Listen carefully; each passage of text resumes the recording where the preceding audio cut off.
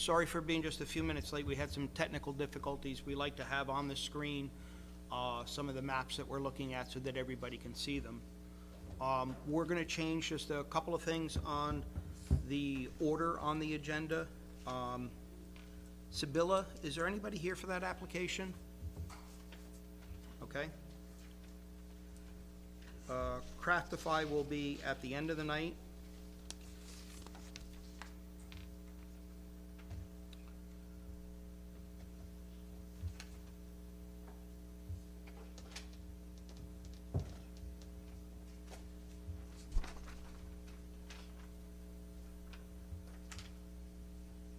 The third application will be the first one tonight.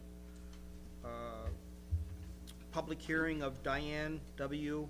Alford, trustee, regarding property located in the RU district at 5 Whitefield Ave, Warwick, New York, 10990, and designated on the town tax map as section 29, block 1, lot 97, for an area variance from the town code 80A-6B to permit a proposed 5-foot fence in the front yard where a maximum height of 4 feet is permitted.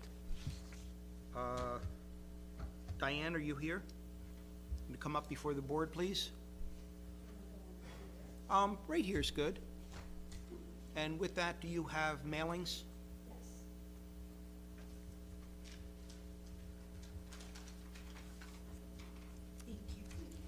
You want to tell us just a little bit about the application, although it sounds pretty straightforward? Yes, I had a new Springer Spaniel puppy. I also take care of my daughter's bloodhound, and I had a new survey done on my property, and the setback line, and because my property is on the corner, where I'm asking for the fence is actually my side yard, but it's considered a front yard with the town. That's where the fence, I would like the fence to go. Unfortunately, the setback line cuts off most of my property to the side, which is where I want to put the fence. I have 2 very active dogs. The roads have gotten busier. I'm concerned about their safety, and it's for containment, because both of those dogs will get over a 4-foot fence. Okay, the one question that commonly comes up when a piece of property has 2 front yards because it fronts a public street, that it does in fact have 2, so it has to meet those 2 standards. The board in the past understands that and is usually fairly lenient on calling one of them a front yard and one of them still a front yard, but does allow for different variances. So that's in the past. So unless anybody has any questions right now, before I open up to the public, Jeremy, is there anything that you want to Yeah, address? so just as a point of information, a GML 239 referral was not necessary because there was no triggers within 500 feet of the property boundary. So that was it. Well, that was fast. Okay. So with that said, nobody seems to have any questions just yet, so we're going to open the application up to the public. Is there anybody that wants to address this application?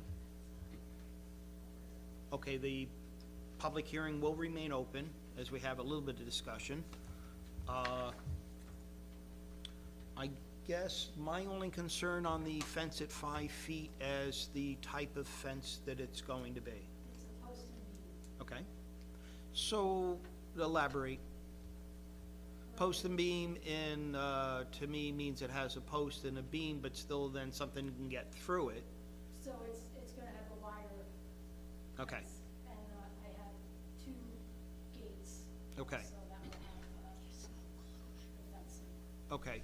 The one thing that we do look at is, in the variance, that we'd never like to see anything solid, and that's the whole idea in having a 4-foot fence instead of a 5-foot fence, that it is open. So by having the wire in there, at least you can see through, so that's fine. I don't have any other questions. Diane? I always have a Yes. question. It looks open. Where's the closure of the fence? It just seems you have a fence in the front yard. It doesn't close anywhere. Yeah, it does. It's going from the corner of my house out Yep, and then across, attached to the pool fence. There's a pool fence, yeah, okay? That's the one, and then on the other side of the pool, it will go from there to the side of my house. okay, that's not marked on this. Diane, I plan. think I looked at that too, and I only think it's because regardless of what's back there isn't before us, because the It only thing, wouldn't. yeah, that's, I No, looked at the, my concern was the dogs. I mean, it just looks like you're doing a three. that's the only place that they need the variance for. I get that. Yeah. So like I said, I had the exact same concern. Okay, Yeah, the other side, I don't need a variance, but it's all wooded, so it doesn't give my dogs area to run. Okay, That's the whole purpose of keeping it safe. okay. Any other questions before we close the public hearing? Is there anything that you wanted to address?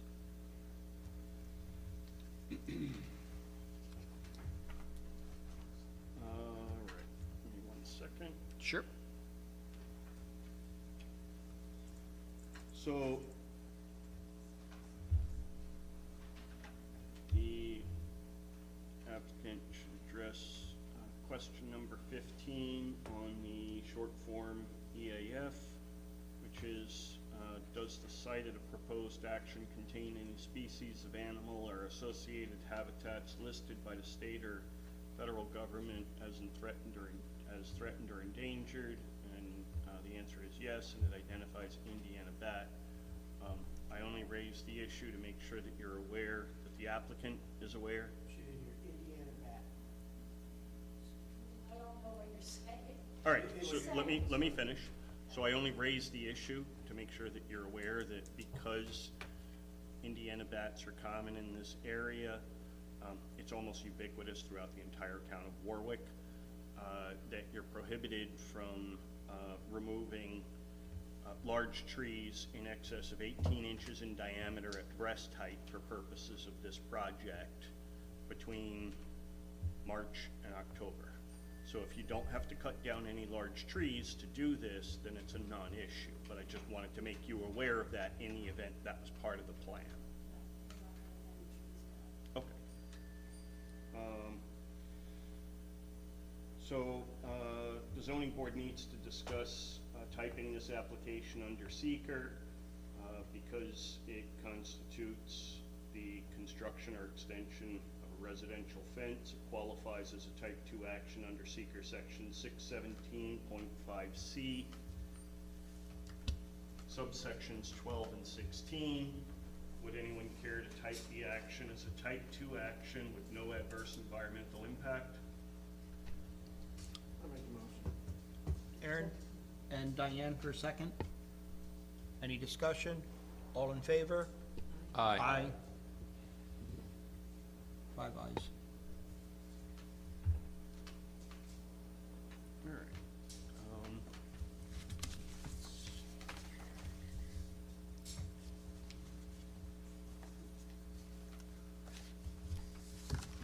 That was for the other.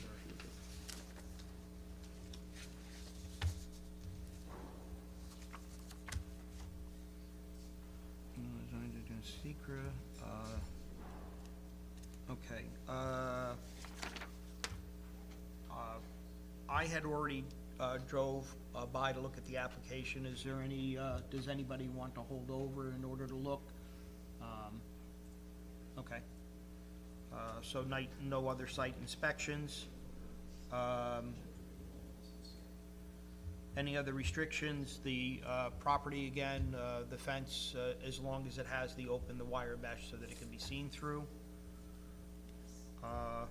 With that, we're gonna close the public hearing. You wanna go through our 5 criteria? Second.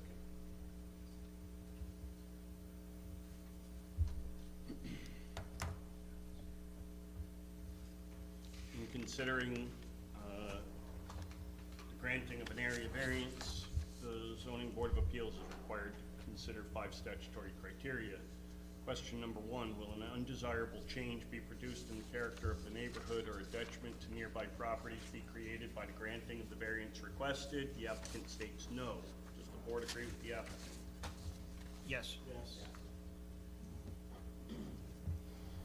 Question number 2, can the benefit to the applicant seeks be achieved by some feasible method other than granting the variance? The applicant states no. Does the board agree with the applicant?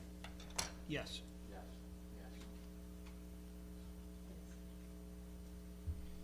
Question number 3, is the requested variance substantial? The applicant states no. Does the board agree with the applicant? I would agree with the applicant, yes. Agree. Agree.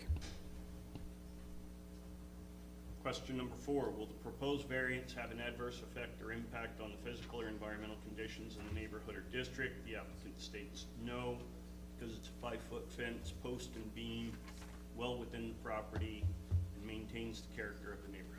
Does the board agree with the applicant? Yes. Yes. Question number 5, is the alleged difficulty self-created? The applicant did not answer. What does the board? It is self-created. Self-created. Self-created, it's always self-created. Okay, after all that, any other discussion? Do we have a motion? I have a motion to grant as advertised. We have a motion. Do we have a second? I'll second it. Aaron with a second. Any other discussion? All in favor? Aye. 5 ayes. Very good. All right. Can we move forward? You'll get a determination through the planning and ZBA office in a little over a week. Okay, so. And then you bring that back to the building department and they'll issue your permit.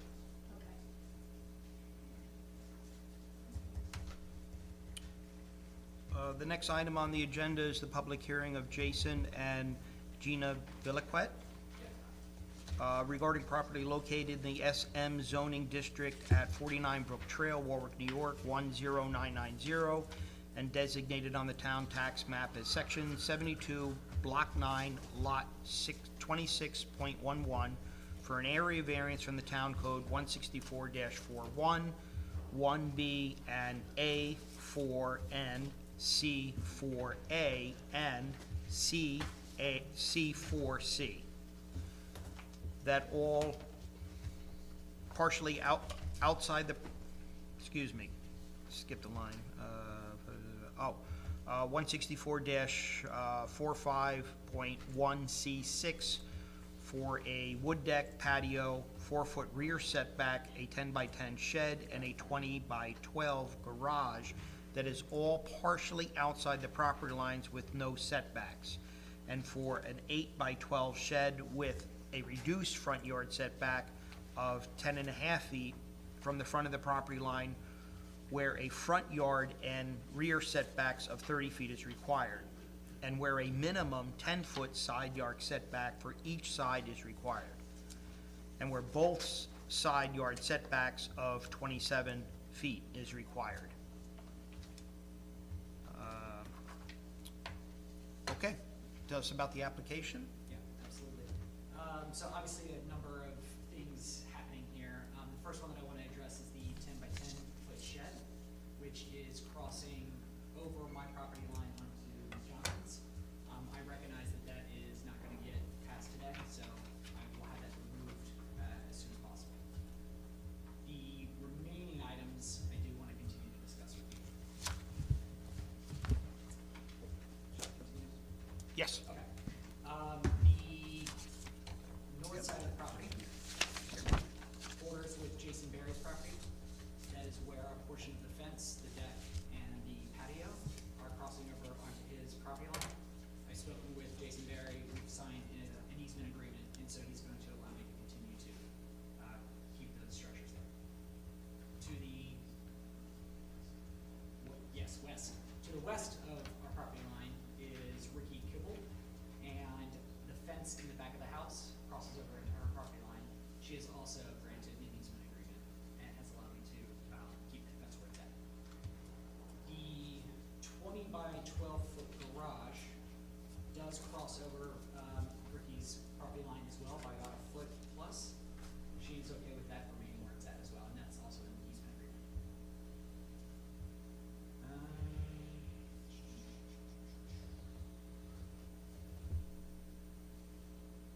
So the big question, I think, right now that I'm asking, obviously for a variance for all of this, but understanding that the easement agreement's there, I think the one that is still, in question, that I'm asking for the variance on is that 12 by 20-foot garage is within 5 feet of the property line bordering with Ms. Johnson.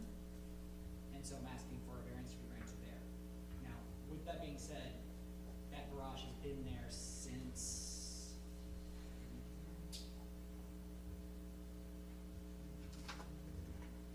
it was held by the previous owner, and installed in 2010. So that garage has been in that specific location since then, on top of a gravel driveway that has been in use since before 2007 when he bought the property originally. It is not near anybody else's structures or really even visible from any other property lines when you look at how the woods kind of go around that area. And then the last item that I haven't addressed yet is the 8 by 12 foot shed, which is on the front of the property, too close to the street. If you've been on our street, you will see that every single house, garage, and shed is also within violation of that because we are just so jam-packed in there. That shed has also been there since 2010 without harm, complaint, or anything. So I'm also asking for a variance for that shed as well. I think that's it. Okay, it's a lot. One of the questions I have right away is, because I don't think that I've seen this before, is we cannot give a variance for something that's on somebody else's property. However, we can give a variance for up to 0 feet, which we haven't done before. So, with that said, you had mentioned a couple of times on easements. Do those easements with the neighbors, are they relevant in this because we can't even give a variance for that?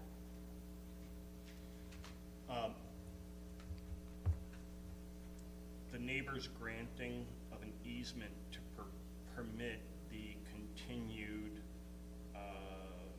encroachment on their property of a part of a structure is an absolute necessity and fundamental requirement for this ZBA to even contemplate or consider granting any variance related to those structures that are currently in violation. So without his neighbor's approval, specifically written authorized approval to maintain the structures where they are to the extent that they encroach on the neighbor's property is a necessary element for this board to even consider the 0-foot variance, because the structure being approved that is in violation actually extends beyond the bounds of the applicant's property line. So let me follow through with the next question then. Easements, generally something that we refer to you, and he says there's an easement, but I'm assuming there's actual paperwork talking about an easement. So do we have anything saying other than his testimony? I've been advised that he has easements, but I have not been provided with copies for review. It was submitted with my application. I have copies on me. Okay.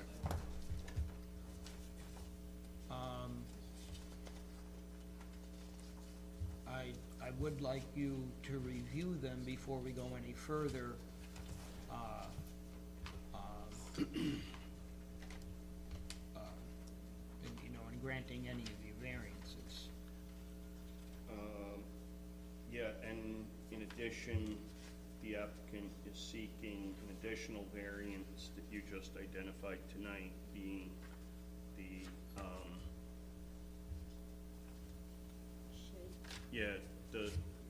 the shed in the back corner of the property where you're not getting an easement, you need an additional variance for that one because it's within 5 feet of the property line. Correct. Oh, I'm looking for a variance here. Yeah, this one. Right. One over here in the back corner.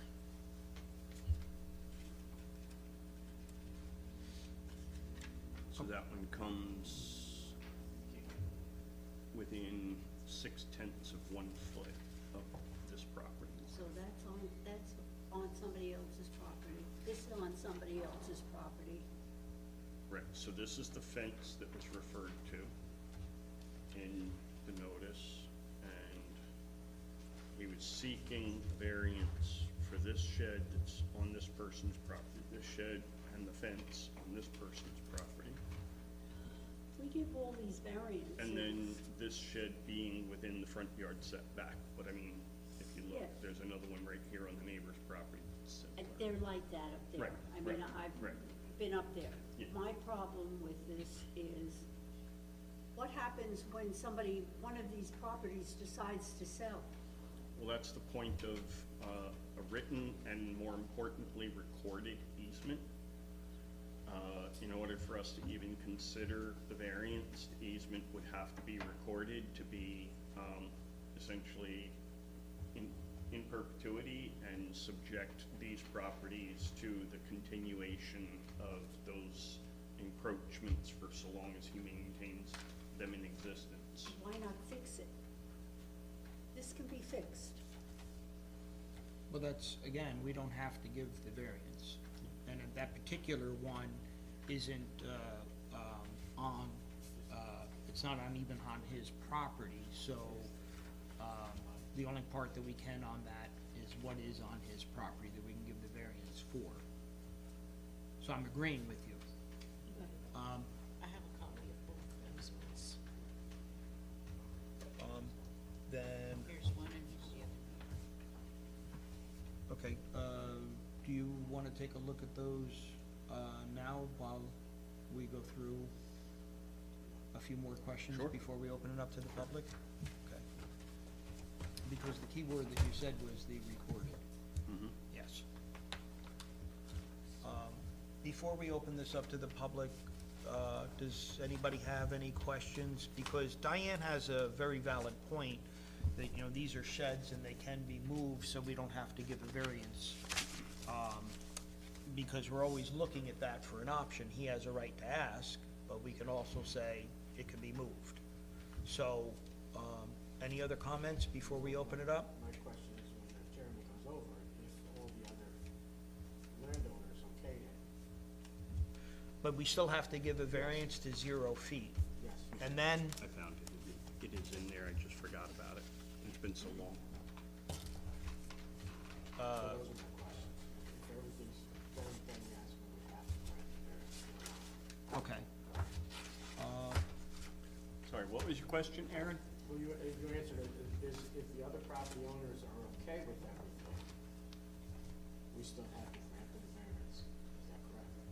To the extent that there's an encroachment that doesn't meet the necessary setbacks on the applicant's Even though property. they gave the Yes, easement? Okay, correct. that's my question. Bill, before I open it up, do you have anything? Okay.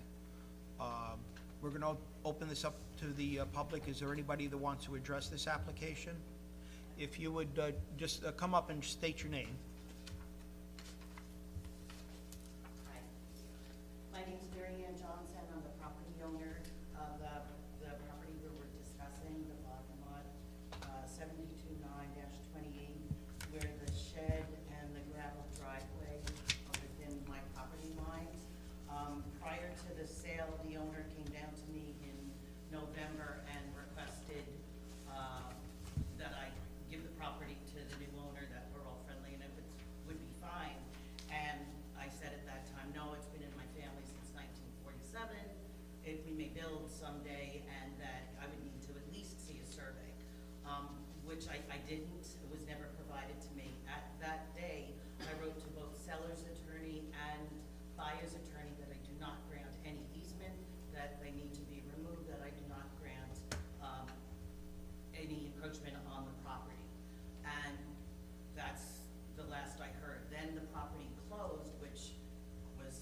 shock to me because they were both notified in advance.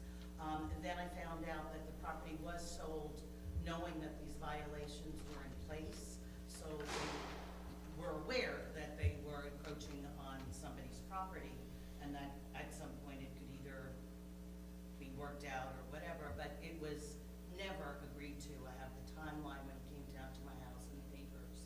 I'm shocked that, and I did express to the neighbor that I'm shocked that it was able to close, given that I put it in writing to all attorneys and sent it to the board as well with the chronology. Let's see, I don't know. So right now we have the shed, the gravel driveway on my property substantially, and then the larger shed in the back, which is not within 5 feet of my property line. But they were all notified prior to closing, so I'm honestly shocked that it was allowed to close without my permission, knowing, given that these violations were already existing. There were never permits, I found out also, ever issued for those structures. Okay. During the selling process, I was informed that I had to write a letter to the Town of Warwick acknowledging that these lack of permits were my responsibility if I moved forward with the sale, so that's how that process went through, so. I don't know. So what were the easements you were looking at for different side, Yes, correct. for the other Correct. side? Correct. Well, I'll show you here. Let's go to survey. So the easements were for the property on this, the encroachments on this side of the property and on this side of the property. Not on that side. The neighbor here is Johnson, who owns this parcel where this shed is encroaching, as well as a gravel driveway right here. So, but that shed is on your property currently, correct? Correct. And the driveway. And you want them removed? Well, I expressed before the sale that they would need to be removed. It's not my responsibility. It's our parcel of land. It's a considerable piece of property, and if in the event I want to build on it one day, come back to you for, permits and build or do whatever, it's been in our family for a long time, and it was expressed both written and verbally that I did not give my consent.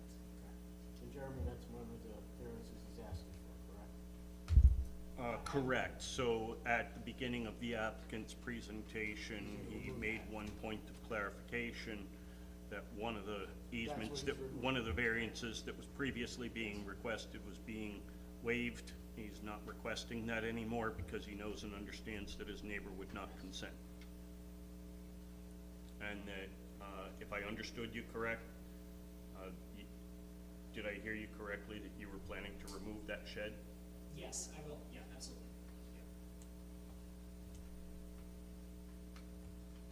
Do you use that gravel driveway? You have to. The house sits on a very, very steep hill, and there's a very steep driveway to get up there. The main driveway then turns right towards the house. Mm-hmm. In order to get back down, you either have to go backwards, which is a massive blind spot given the angle, or you have to back into the driveway and then go down. Another question. So the other shed is also, you say, is close to your property line? It's on the property line. On the property line? No, it's And that- close, but it doesn't have property. It's and not that set you're back. okay with or not okay with? No, I'm not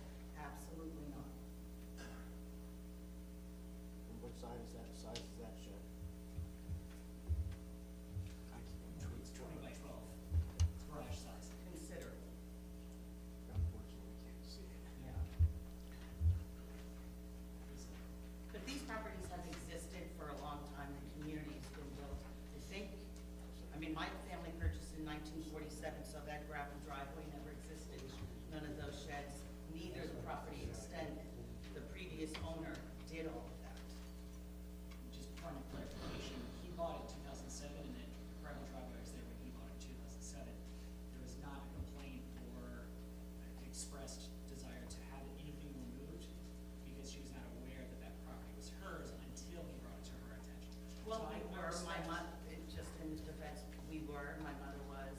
It was just something that it didn't come up, and honestly, it's true, because the neighbor came down and then expressed that he wanted it for the purchase, then it was like, okay, now you've made it an issue, now it's become an issue. So I fully. And it's a headache as well for our family. I fully respect Ms. Johnson's right to her property, absolutely. That's why I'm removing the 10 by 10 shed.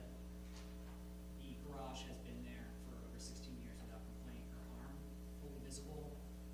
It's never been a big concern.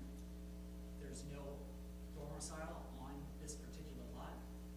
Her family home is actually across the street from that.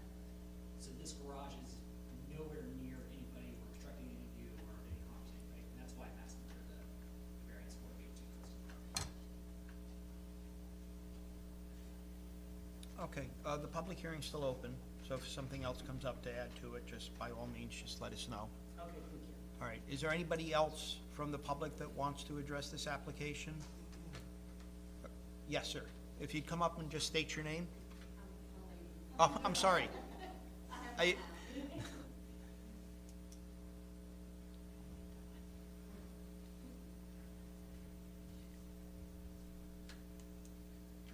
My name is Archie Bowman. Audrey? Archie. Archie? Margie without the M. And your last name? Bowman. B-O-W-M-A-N. Yes. Thank you.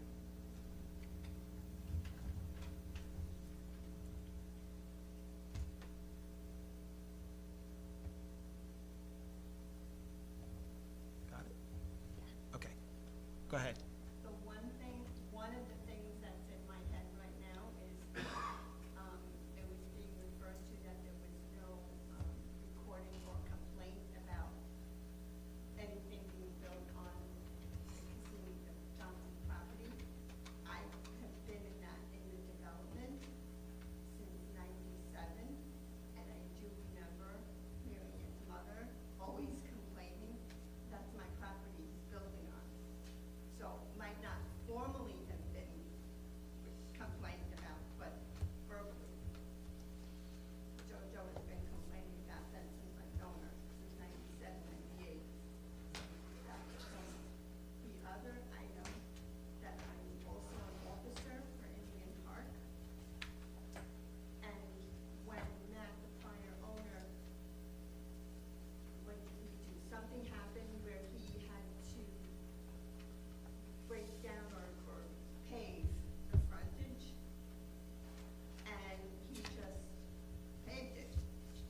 He went over into the common property, and he paved it without permission. We appreciate people doing that, improving our roads, because they are private roads, we have to take care of them, we pay for them. But he never admitted that he paved onto common property. So that's a question, we still don't know where the line is for the common property. The cones seem to be there, but that's like very vague. That's my comment. And she is referring to the front of the house? Yes. where Do the- you have like a survey up there? You're looking at a survey? I'm sorry, do I have a survey? Yes. Is that what you're looking at? Okay, I don't have one. We- That's what I'm here. I have it at home. I don't know. The shed that is being taken down is by a utility pole, if memory serves. It's next to a utility pole. There's a utility pole. No, I believe you're talking about the shed near the paved drive along the side of the road. On the road, yes. On the road. Yeah. That's not one that he's proposing to remove. Just as a point of clarification, that's not the one he's proposing to remove. The one he's proposing to remove is at the top of the hill.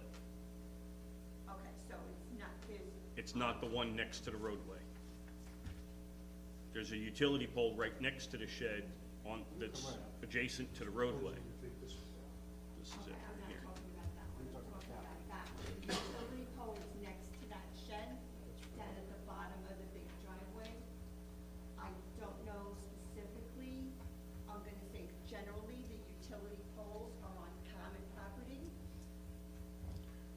There- I don't know that for sure. No, according to the survey, the shed down along the side of the road is 10 feet, 5 inches from his property line. It's set 10 feet and 5 inches back, 10 and a half feet, I'm sorry, back from the edge of his property line.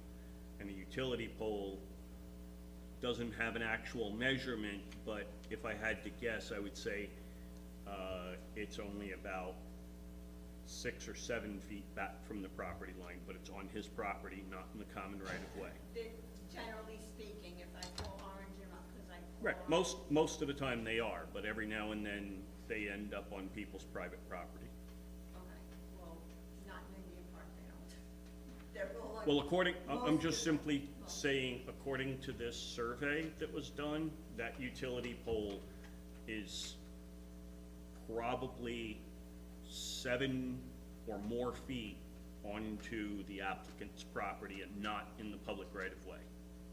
Okay, then my only comment would be for there to be a white line, like the way it's on public roads. The white line, you're not supposed to go over the white line when you're driving, is to somehow indicate what the common property is, where the common property, where the line is to the common property. Right now, it's loose poles, which get moved or knocked down.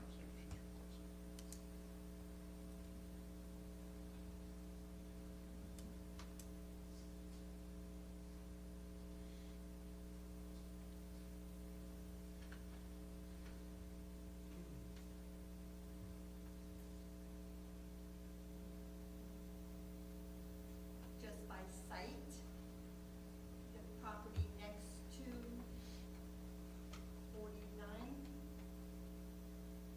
looking at the property is Jason Barry. He agreed to whatever is there. Again, I would look at the utility poles as a reference, so if you stand at one utility pole to the other, we just want an indication of where Indian Park's common road is.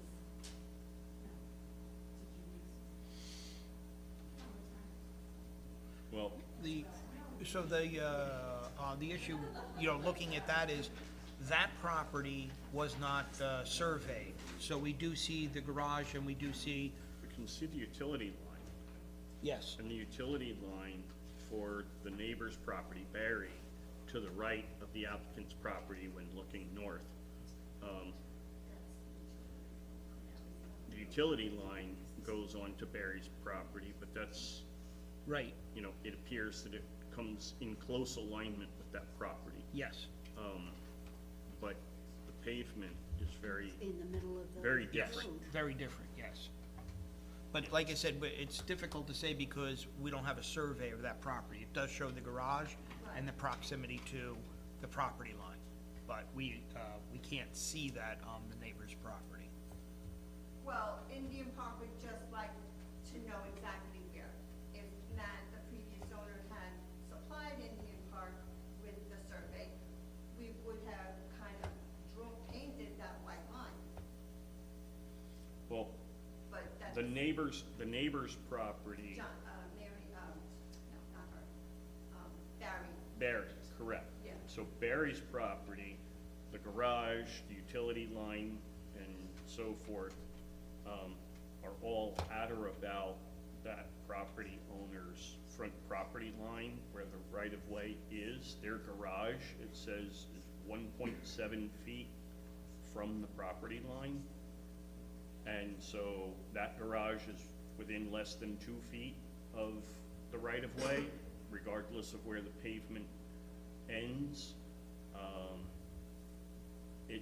It's a much better demarcation of where the property line is than on the applicant's property, because on the applicant's property, you have a curve in the road, and you also have an extension of paved parking area on the applicant's property that extends far beyond the right-of-way. Indian Park kind of has to guess Mhm. what our common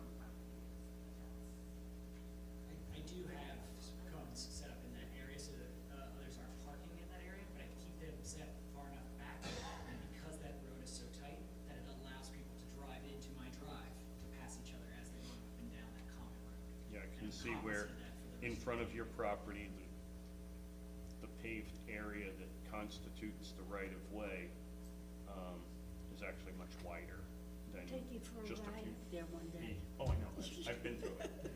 Yep, I've been through it. Lots of neighborhoods like that in Greenwood Lake, Yes. not just this one. Okay, again, it's gonna remain open, so if So- some, The board needs to discuss seeker, since what the applicant is requesting is in reality associated strictly with accessory structures and the granting of specific area variances. The application would qualify as a type 2 action under seeker section 617.5C, subsections 11, 12, 16, and 17. Would anyone care to type the action as a type 2 action with no adverse environmental impact?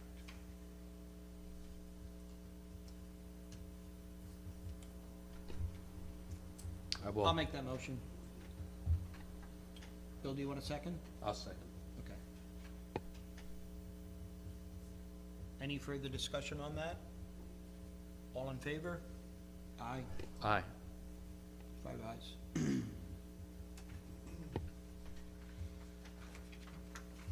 All right. So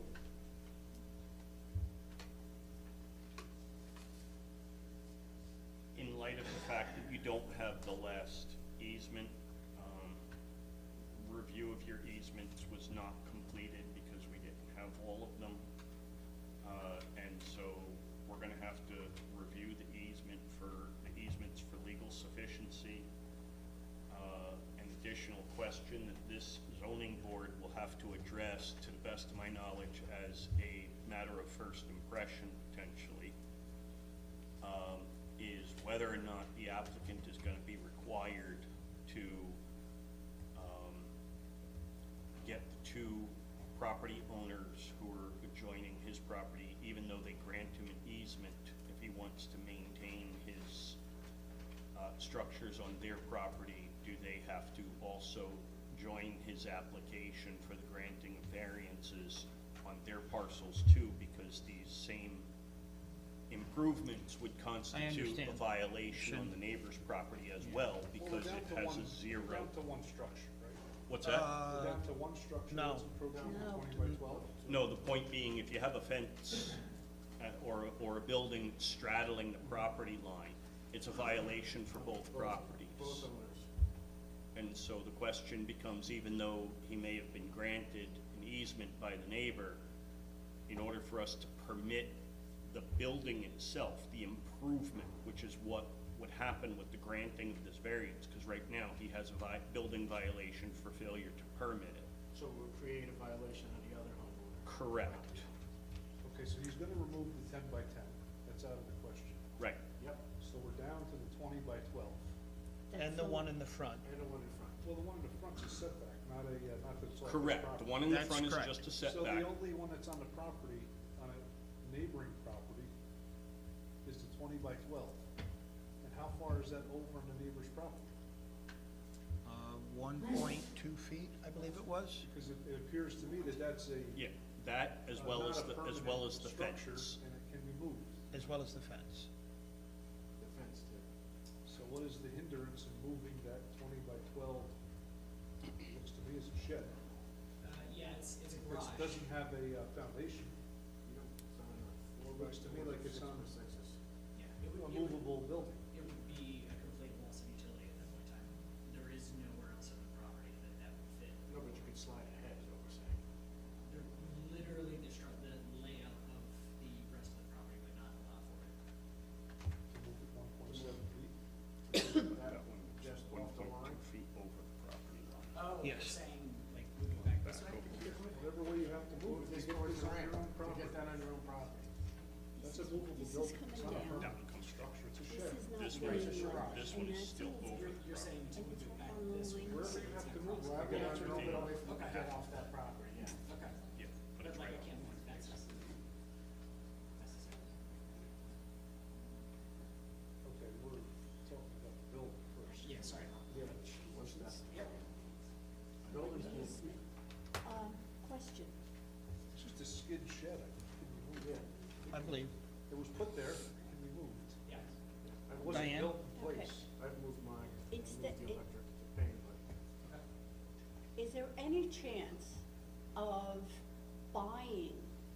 some of that land and having a lot line change? For Ms. Johnson, no, we discussed it today, actually, as a matter of fact. We met for the first time on Friday and then had a discussion today, made an offer, and she's declined. For the other shed, and it's 1.7 into the other place, I don't think we would want to do a property line change for that. I think just moving it backwards a little bit would probably be the more reasonable answer. I would still, of course, need the setback variance, but at least it would be an offer property line. But it would only be you that needs the variance, not the other property. Correct. It would narrow. So this is the one that he got the easement for that we're gonna look at, Correct. which is the same piece of property. Yes, correct. Do you see the? And did you guys talk see to the building? Berries about, Send this down to the building. did you talk to the Berries about possible lot line change? This is the building. No, we didn't talk about lot line changes. Mark, did you see the building we're talking about there, the shed? Yeah. Both felt that an easement Just agreement let- was enough, but obviously let I'm them here see. to figure out exactly. So you also have over here, that's the shed up in the top left corner, that's the one that has to be removed. Is to remove 1.7 Oh, feet onto its own there's no property. base to this, it's a, Yes. It's a skid. so you move it. So there's a little bit more of an issue. Even if it were moved back further, you can't get to it. You see the size of the width of the property? Can't get to it with a car. Is that what you're saying? Yes, I'm looking at how wide is your property at that point? It looks to be like, Yeah, it's very narrow. But at least if it's on his own property, I would be more apt to That would consider a variance if it was on his own property. because, we're looking at a gravel drive that is on the neighbor's property, which looks like the way that they're accessing it now. I But have. an easement for a driveway is different than an easement for a structure. But in the, Much different. in the conversation with the neighbors, it doesn't look like they're interested in giving any easements. No, that, I would say she just said, definitely not your see problem. how wide it is. Yeah, What- I think we might be mixing something up here real quick. I just want to make sure that we're clear. 10 by 10, no easement. Now We're gonna he's saying the garage, 1.7 over, but that could be moved back, and then it's no longer on the easement vehicle's land. Then I would only need a second variance in that case. You're wanting to say. That's what I would suggest. He can move that shed, so he only needs an easement, setback, variance from us, not the property. I He underst- can move that one. I understand, but then he trespasses almost every time he goes to it with something that's wider than 3 feet. I do not park my vehicle inside the shed. And I realize, but I'm saying it's 3 feet. I mean, from what it looks like, we should have that width. And it doesn't look like your neighbor's willing to give you any kind of an easement, even to access the building itself. Well, there is, to your point, there is about a 3-foot width, so I could stay on my property and still access the garage. That's He's fine. not looking to store a car in it, I understand. but at least it wouldn't be encroaching on somebody's land if he moved it back. I understand.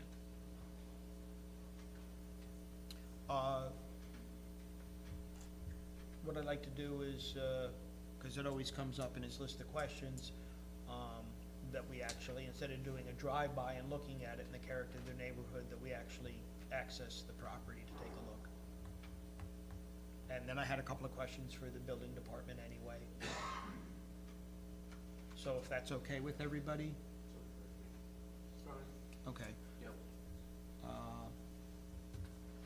Jeremy, you have any concerns? The public hearing is still gonna be held open?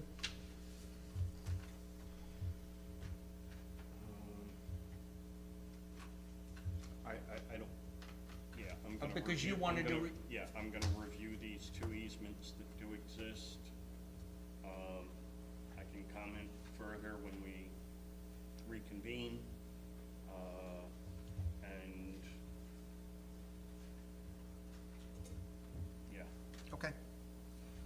All right, so the application, public hearing is going to remain open, and it will be held over to our next meeting. And we're going to talk a little bit about the miscommunication, but our next meeting is the fourth Monday of the month, which is the...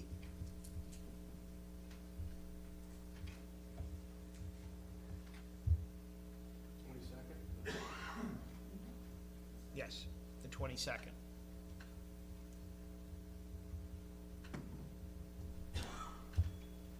Okay, thank you. Would you,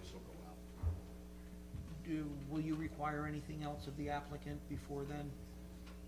Other than, we'll just, If I do, then I'll provide, communication through Connie's office. sure, okay. I'd like to amend the application or remove that, the 10 by 10. Well, he's already stated it on the record here. Okay. So before the 22nd, I'll have that 10 by 10 removed, and I'll have the garage moved back, so it's not, no longer on that one corner. Okay. Anything else I can do? I think it's good for now, thank you. That's all I can think of at the moment, and if there's something else, then I'll send you, any additional questions or information that I believe is necessary for them to actually consider it. Fantastic. Okay, All right? Thank you all for your time, I appreciate it. thank you. Is this yours? You want that to be okay? Yeah, sure.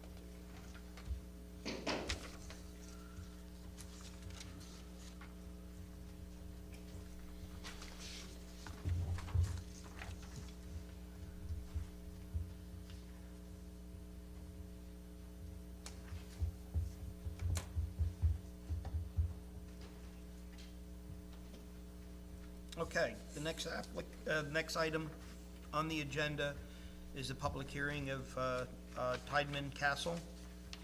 Tiedemann. This is lengthy, so just bear with me.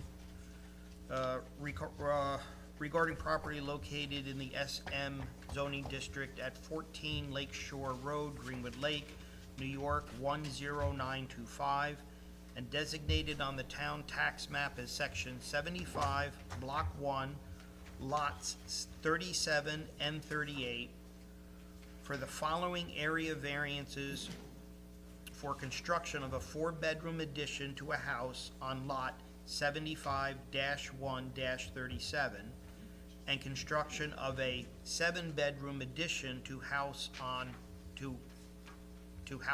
lot 75-1-78, addition to caretaker house,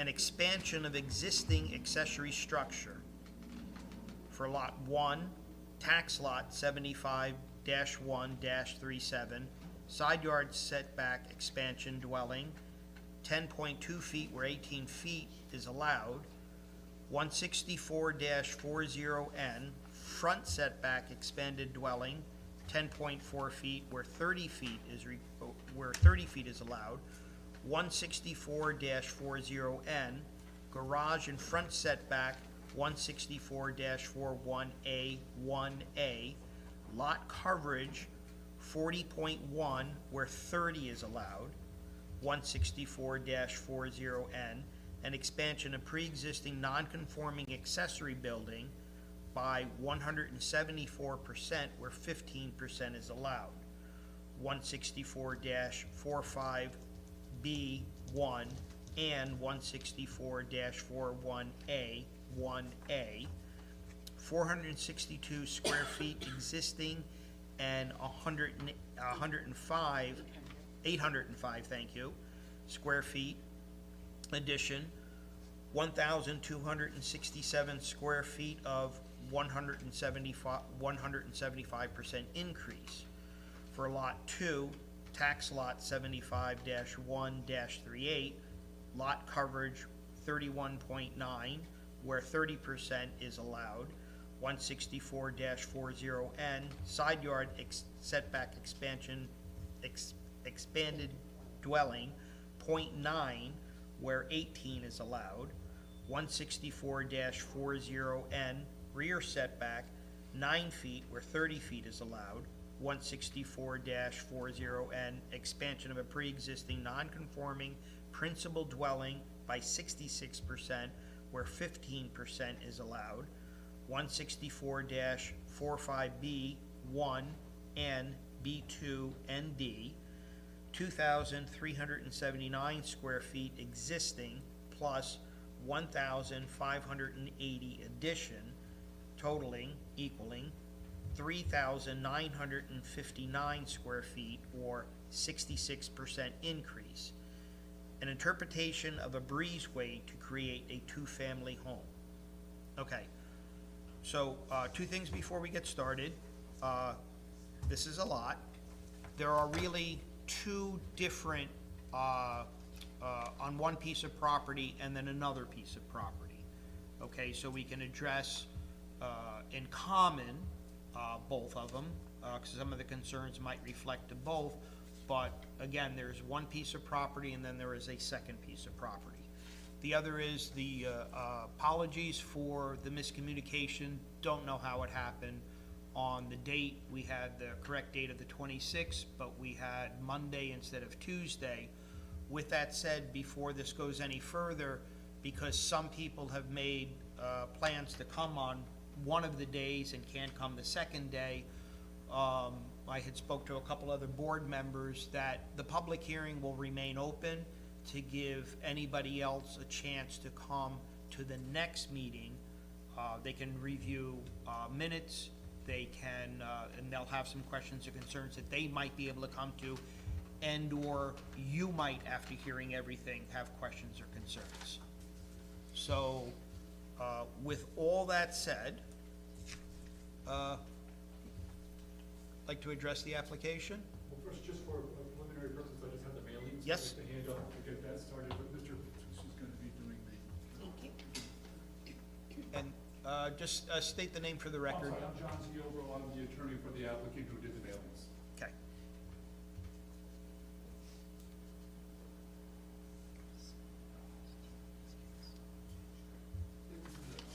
Yep. Good evening. My name is Tom Bertucci. I'm here with my wife, Joan. As you know, we're the present owners of the property over on Lakeshore Road. We bought this home for our family and our friends. I'm the youngest of 6 kids. Our next generation has 15. We even have a generation started after that. I was right now 1. I gotta tell you, we love LBI. We love Lake George, but they're too far away. We spent years looking for a property that would be close, in proximity to where we live in Pearl River, be local, and be able to sleep approximately about 40 people, plus easily, because that's where we are right at this time. Just this last weekend, Memorial Day, it rained the entire weekend. We had 90 people over at the home for the entire weekend. Well, not the entire weekend, but at least 40 plus for the entire weekend, and 90 total for my son's graduation party, and we had our family there. Absolutely love the place. Love the area. I'm going to do the best of my ability. I don't want to put words in other people's mouths, but I did receive the letters from the neighbors, and I am going to answer them to the best of my ability. Just so you know, several weeks ago, we have invited several of the neighbors over to look at the property if they wanted to and see what we were doing at the property. One neighbor did come over. So to start with the neighbor concern, I number number 1, the scale, intensity, and cumulative impact. The fact of the matter is, yes, it is a large property. It's a large-scale project, but this is what we need for our family, and this is what we are looking for. 2, multi-years of work. Understand the last time the project was done, there was multi-years of work. It is my intention to hopefully have a permit by September, and be done in 9 months by next May, and not to interrupt the summer season. Third concern, constrained project. I don't believe this is a constrained project. It's on 4 full acres, and I just don't think it's constrained. Environmentally sensitive. Yes, this is an environmentally sensitive project. It is why I've hired an architect, they're not here tonight, but I can bring them to the next meeting if need be, an architect, a surveyor, a septic engineer, a structural engineer, a bulkhead engineer, a landscape architect, an attorney, an environmental engineer, and I'm sure there's gonna be more. We've met with the DEP, the New York State DEP, twice, and we've gone through all these plans and have to get permits in front of them also. This job will be done per code, and with all jurisdictions have a jurisdiction over it, we will follow all their applications. 5, rock removal will potentially damage neighbors' homes.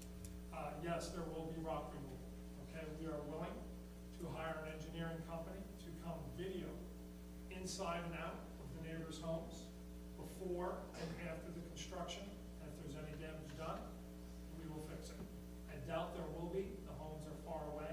We're not doing nearly the amount of rock removal and construction that the previous owners did, but I can understand its concern, and that will come up again a little later. Intended use, it was brought up that this is gonna be used for a hotel or a bed and breakfast. That is not my intention at all, or our family's intention. It is our family intention to use this home for ourselves, and we have been. We intend to use it more. But it is, let's just say, very expensive property. And what we need this for is we need to rent the guest house mainly, and potentially, and also less so, but rent the castle itself.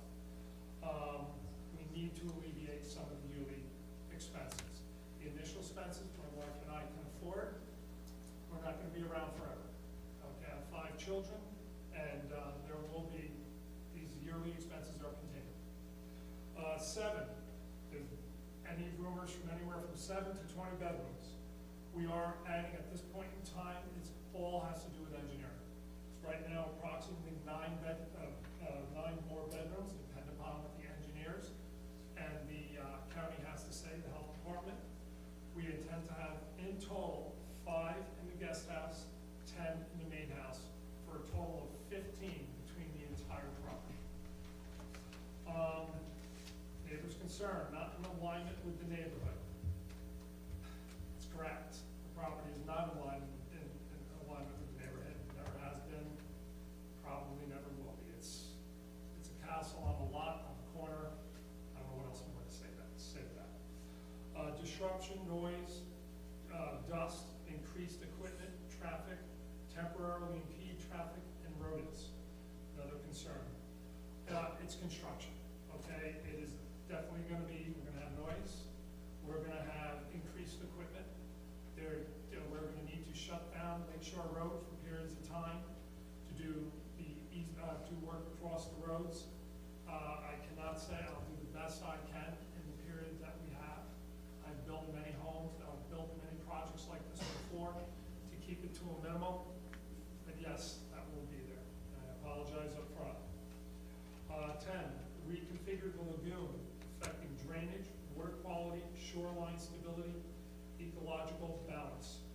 Our response to that is, I highly doubt anything's really going to affect any of those items. This was a man-made lagoon, from my understanding in the beginning. Underneath, parts of the lagoon is already concrete, and the entire outside of it is concrete. So it's not going to affect any underground streams, but once again, I've hired the environmental engineer who's dealing with the state to get a New York State DEP permit to do so. We've already met them on site twice, and once again, we will do everything we can to do a minimal effect and abide by anything of what the New York State DEP wants us to do. 11, setting precedent.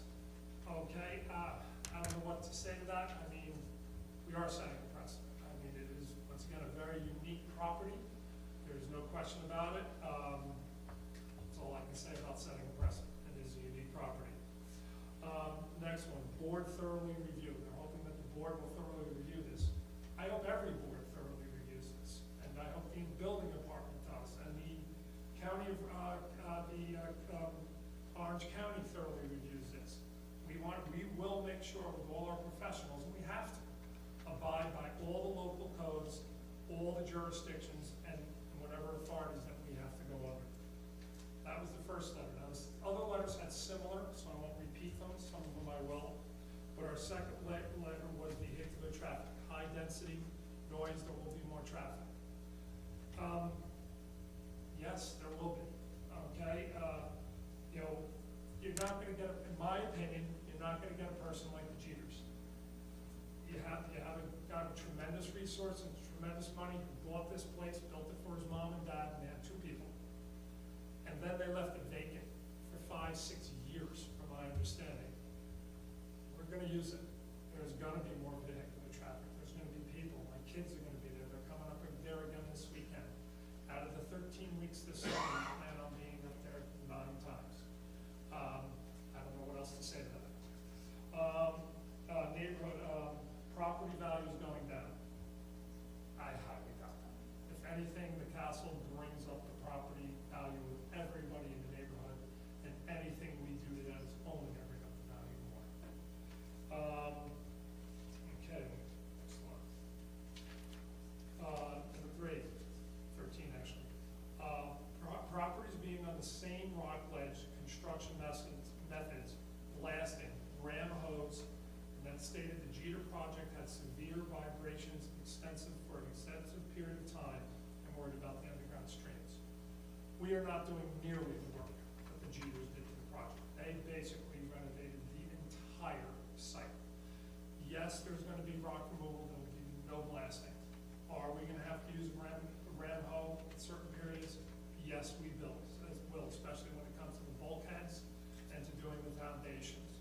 We will keep it to a minimum, and once again, we will do any video we need. We will have engineers, are gonna engineer every portion of this project.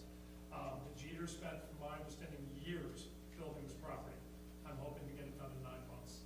And the really heavy work should only be in the first couple of months of the project. Next letter, septic requirements. We have an engineer, one of them is right here, Brian. I've instructed Brian to design one of the best systems that are on the market today. We are intending to build the septic as far away as we can from the lake. We plan on having redundancy with this septic. And everything will once again be done by code and per all county, state, whatever jurisdictions have jurisdiction over. Another one, the boat ramp and too many boats on the lake. Boat ramp is for my convenience. Just put our boat and jet skis in the water. We pull them out periodically too. Our boat usage is gonna be nothing compared to the big marina right across the street. We put a boat in once every couple of weeks, a month. It'll be a lot. We are also, once again, when it comes to that, have to get a permit from the New York State DEP. They are reviewing our proposal as we speak. Large concern with pictures came in, and I see that we don't have that. One that has the color. Water runoff. So the concern was water runoff, cascading water, filling in the stream, redirecting the stream, and closing the stream. And there was pictures that came along with this. Brian, do you mind? If you can hold that right there. And John, if you can. I know it's very difficult, I know people behind you cannot see. Here's the Highway 210. There is a culvert that comes across from over here, comes across to another culvert right here. I have on this plan and a plan before I purchased this property, there is no stream. It comes off, it is water runoff. This water from the pictures are going around my property, not through my property. And those pictures, per the email, were taken before I did any work on this property whatsoever. This is a condition that's apparently been there for decades. What we did, and I had it engineered, is we had a culvert put right here, and we are diverting, it's a 2-foot pipe, water through our property over to the 3-foot pipe down here around the other side. We are not negatively impacting. If anything, we helped. We're taking 2-foot round pipe of water away from that area. That is presently, right now, going around the property per the pictures. So, as far as cascading water, filling in the stream,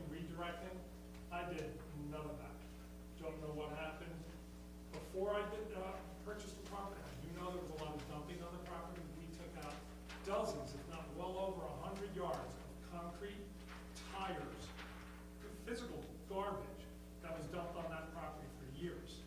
We cleaned that property up. If you will look at the level right now and the elevations, it's the same as when I had there, except for physically taking out the garbage. So it's not like we built it up. We did not build it up. We did not cover a stream. We did not put a stream in a culvert. As far as what I can see, and this plan that we have here that is dated before I purchased the property, it shows no stream on that property. There are streams on the side with things going around, not physically up. There is one that's a drainage ditch that goes into a two-foot culvert on it will be the east side. So I just want to respond to that.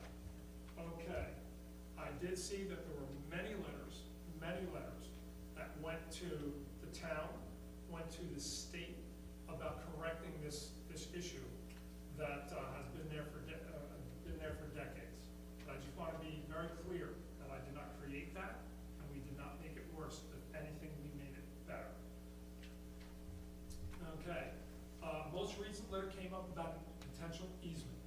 I had this property fully surveyed, full title report before we purchased it. The only easement I know of is the utility easement for the power going down Lakeshore Road. That is the only easement that I know of. I don't know of any other easements going through that property except for easements that is my property, because they are separate lots. That's the only ones I know of. Okay. Lastly, let me say, this property has a unique long history in Greenwood Lane. We are doing our best to preserve this long history. We named it Tiedemann Castle after the Tiedemans, who owned this property for decades. From my understanding, this property was in terrible condition before, and it was at that time rat infested. From my understanding, from the last construction, they were worried about rats.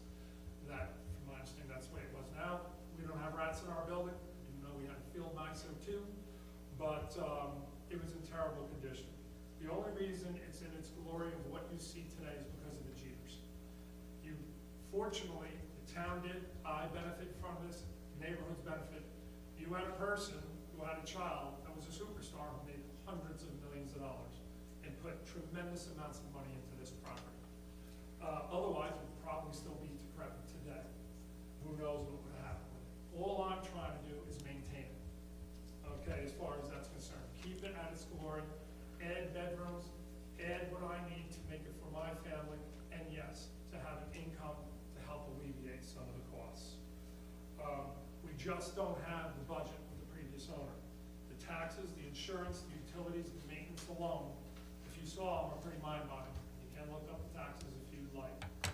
We need to be able to create some income. I've mentioned this to my attorney from day one when we were looking at the property, that we would need to be able to rent this property. It's very difficult. I have a local agent, Lisa McKay, he's doing it. She's renting the guest house now. It's a one-bedroom. We're only allowed to rent it to 2 people. That's it. 2 people. Very difficult to rent to only 2 people. And the castle at this point in time only has 5 bedrooms. We'd only be allowed to rent it to 10 people. That's it. And if you look at that facility, if you have 10 people in it, it's vacant. We need these variances. We respectfully ask for them. We need these for myself and my family to be able to sustain the cost of this home. Thank you very much for your time. Here all night for any questions. Thank you. Thank you.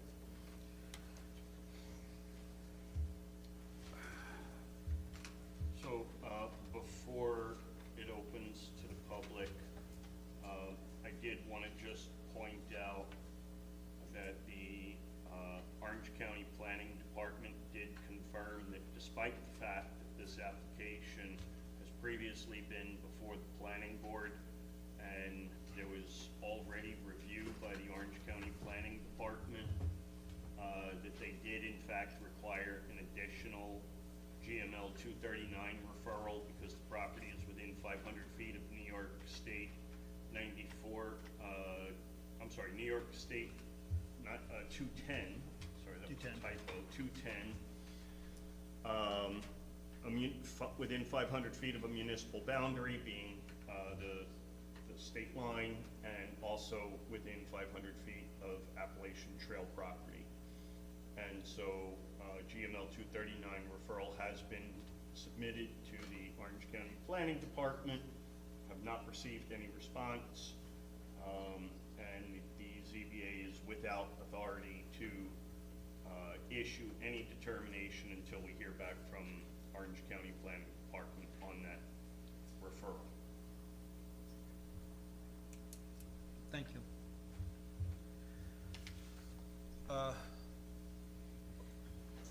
Before we open it up to the public, does anybody have any questions, concerns?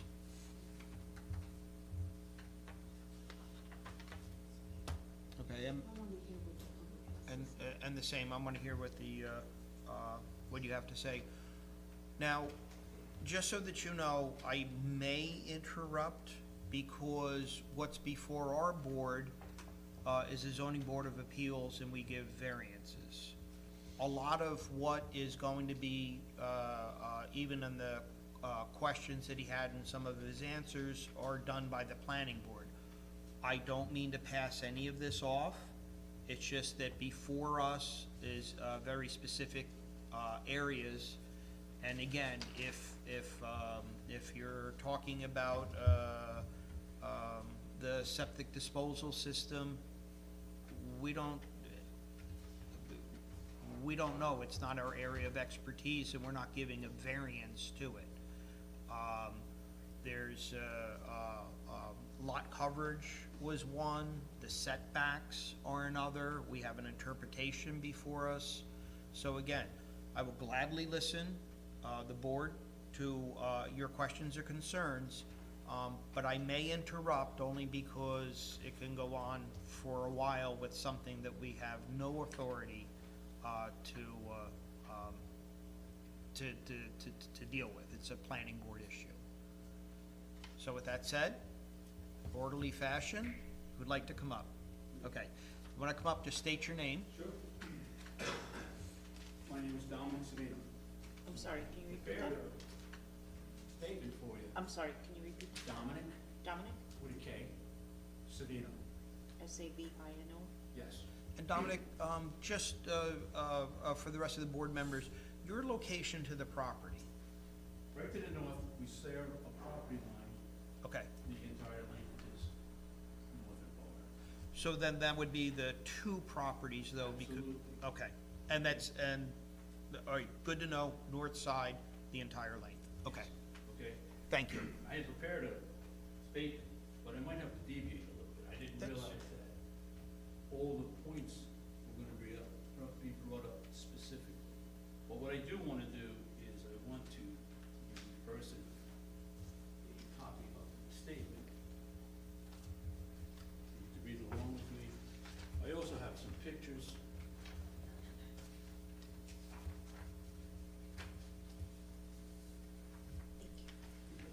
Thank you. You're welcome. I also have another set of pictures that we can use, but I won't have the pictures to talk from. Okay, so. We get a copy? I don't see mine. I mean, you got a copy of everything else, I didn't. Thank you very much. You're welcome. You got it. Honestly, my name is Dominic Savino. I reside at 8 Arian Court. My property directly abuts the northern boundary of the proposed development at 14 Lakeshore Drive Road. My family has lived on this property for more than 50 years. While I support reasonable, code-compliant improvements, I have serious concerns regarding the overall scale, cumulative expansion, and potential impacts associated with this proposal. I respectfully ask the board to ensure that all aspects of this project are fully reviewed before any improvements are considered. All my concerns have previously been submitted to both the planning board and the zoning. I've also been in touch with the DEC. I've been told by the DEC that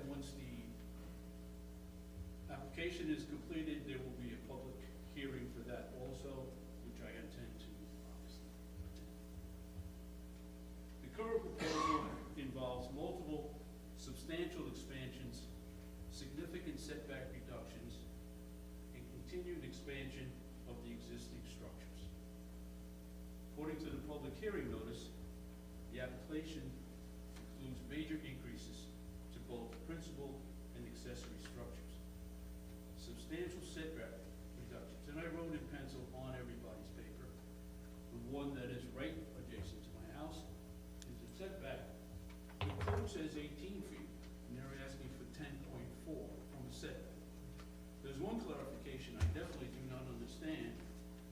On one of the setbacks, it says front setback, 30 feet is the code to 18 feet. I don't know where that front setback is on the plans. I could not find them.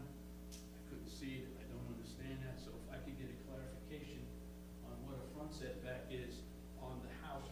I call the front house the lake house, because it's right next to my house. That's the lake house. I call the second property on lot 2 the castle, because that's always how we've known it for the 50 years, 54, 55 years that I've lived there. Okay? So I don't know those. The setback on the side is from 18 to 10.4. I have a picture there. You'll see my cliff. Okay, and on that cliff is a water bike that they stored there. That's not a, I could care less about that. That doesn't bother. But what you will see is where that water bike is, that's exactly where they're going to put a 40-foot addition. There is no mention on any of the plans, anywhere, about the height. Is the height gonna be 1 story? No, it's gonna be 2.5 with an excavation. So is that gonna be a 30-foot height, a 35-foot height? So now I'm looking at a 35-foot wall.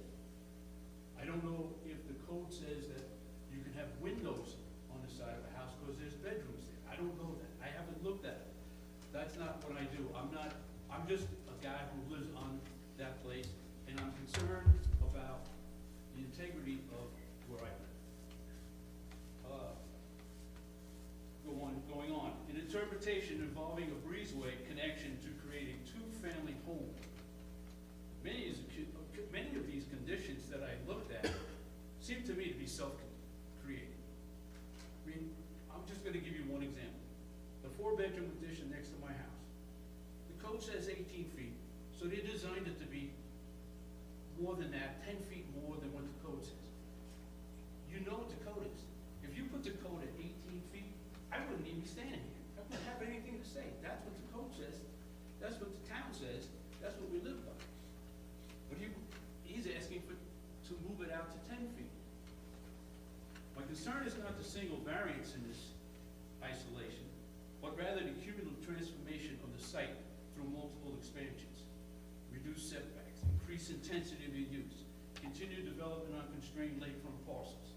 I also respectfully ask the board to consider the precedent, the approval of this scale and intensity may establish for future development on similarly constrained lakefront properties throughout the community. Yes, it will be a problem. Absolutely it's gonna be a problem. If you say, yes, you can have this variance to 10 feet to your neighbor's property when it's supposed to be 18, or you allow him to fill in half the lagoon. Yeah, they filled in the cemented lagoon. And here's why they filled it in. The thing was being overgrown by weeds, algae, grass, everything that they cut every week, every year on the bottom of the lake. That helped to maintain the lagoon, so they didn't have problems with mosquitoes and everything else. So that's what they did, okay? Nobody said anything. We understood what they were doing. That made sense. But to fill in half of the lagoon, because I'm going to come to that later on, because I didn't realize how this forum was going to be tonight, so I was able to continue forward. I'm trying to, I hope I'm not getting, I don't mean to be yelling at you guys. I don't mean that. I just, listen, I coached for 44 years.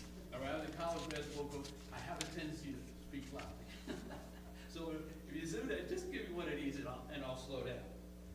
Okay, there are several key issues I asked the board to review. First, whether the project is being reviewed in separate components rather than as one integral development. When viewed collectively, the caretaker addition, which I will come to in a minute, 4-bedroom expansion, post-garage conversion, waterfront work, and related structural connections may create impacts greater than any one application viewed independently. I respectfully ask the board to evaluate the full cumulative effects on the setbacks, density, neighborhood character, infrastructure, and overall intensity of use. I'm gonna bring something up. I wasn't gonna bring it up, but I'm gonna bring it up now. Excuse me, sir. Yes, sir. Any questions need to be addressed to the Oh, I'm board, sorry. not to I'm anybody else in sorry. the audience. I apologize. I just didn't wanted to know stop you I don't before know. you This get is the going. first time ever. No problem. Tom mentioned that they rent the front property. One bedroom, 2 guests. My grandson and I are mulching the property. 6 young ladies come out of that house. Now, they didn't make a sound, they were respectful, they didn't do anything. But 6 walked out. I don't know. I don't think that's the intent of the short-term rental use. Do I have it documented? No, I did not get up and take a picture of the young ladies. They were very nice, they were very quiet, but there were 6 of them. That's one weekend. I don't know, going forward, okay? So, second, the increase in bedrooms and occupancy across both lots raises concerns, again, regarding septic, which you said you can't do, stormwater management, okay? But flooding and drainage. If you look at the pictures, you will see a driveway. What happens is that when it rains, the entire road comes down my driveway and into that garage area. There is a stream, an underground stream, that runs to the right of the King's property, and it does come out there. So there is a stream that comes out there. It's not big, but there is a stream of water that comes off of that mountain. Everything is supposed to go through the 2 buildings and down into the lagoon. Unbeknownst to us, when the Jesus did the construction originally, they elevated the driveway. And what it creates is flooding in my garage and my shed. I have pictures of the water lines in my shed, but I didn't think I wanted to. Yeah, that's the garage picture. And that was just from the first day of rain, that wasn't afterwards. So we would get pictures, and there is a watermark in my shed from the flooding. Matter of fact, you could open the garage and watch the stuff floating around. It's a pain in the neck, but it is what it is. So when they did it, and it flooded, my father went to see Charlie Jeter. He said, we have a problem. They put a drywall in. Sometimes it works, sometimes it doesn't work. But when the water comes running down, it floods everything in that area, totally, because they raised that bed.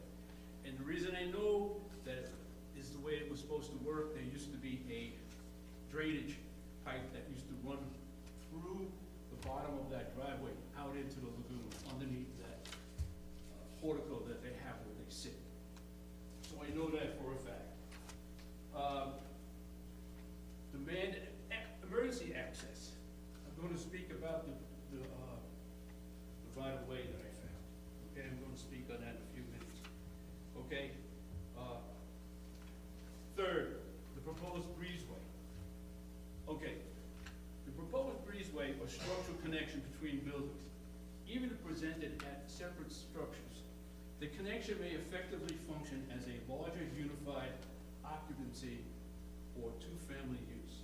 I respectfully request clarification regarding how the town classifies these structures under applicable zoning and building codes. I have a question.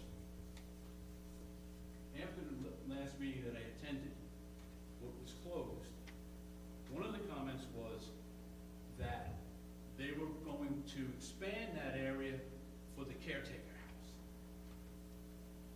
My question is the caretaker house, if you look at one of the pictures, if I could just see the pictures, I could actually show you which one.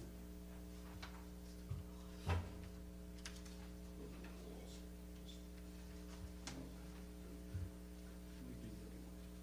This one. This one, yeah. Sorry about that. If you look right here, on this picture right here, okay? If that's where the caretaker expansion is gonna go, there is 0 space between the property lines. Those property lines, that's exactly on the property line. It's always been that way. one of the histories that nobody realizes is that my dad and Mr. Tiedemann used to go each other, "Hey, Tony, I wanna put this here, do you mind?" "Go ahead, John." "Hey, John, we wanna do this over here, do you mind?" "Yeah, go ahead." The only time they ever did anything, my dad sold Mr. Tiedemann a piece of land, and I still to this day don't understand where it was. When he went before the judge told them they couldn't do it. They both looked at each other and they said, "Why?" My father had told Mr. Tiedemann to give him $1, and the judge said, "No, you have to give him 10." So Mr. Tiedemann gave my father $10, and that's partially why one of the part of the driveways or whatever was able to complete, because they worked together, they were good friends, they did a lot of stuff together. I don't know, if the expansion is going on top of that garage, which is really a storage area. The Connors, who were Jeter's uncle, he kept all his equipment in there. He kept his wood in there, he kept his tools in there, he kept spare tools in there. And the reason I know this, because he used to invite me over and say, "Hey, what do you want to buy?" I said, "Bernie, I don't need anything here. We don't need anything." But he would offer me all sorts of stuff. So that I know, and I don't understand if that's where the actual caretaker expansion is going, that's directly, there is no separation, it is 0 if they put it on that. And if the setback says 18 feet from my property line, I don't know how they're gonna do that. And if you put an expansion, a breezeway is going to circumvent the laws or the codes. Then why wouldn't I build a 2-bedroom house and take a 2x4 and connect it to my house and say that's a breezeway? I am now totally fine. I mean, you gotta help me with that one, because I'm just asking as a layman. I don't understand the laws. I don't understand those type of things. Fourth, the site and the excavation impact. If you look on one of those pictures, you'll see the cliff. That cliff is over 100 years old. We have that, I worry about it all the time. I look at that thing, I go in my canoe, I look at the walls, I look at the floor, I look at everything. Every one of the walls on my property is a retaining wall that has been built. The newest retaining wall on that picture that you'll see is the one on top when the steps go up the step, and that's 35 years old. That's the newest one. And the reason we put a retaining wall there is because where that cliff was, and where the retaining wall is, and I have a basketball court there now, that used to be the farm for that property. My house was the guest house, or the fishing house, for that piece of property, for the whole castle. My house was part of that.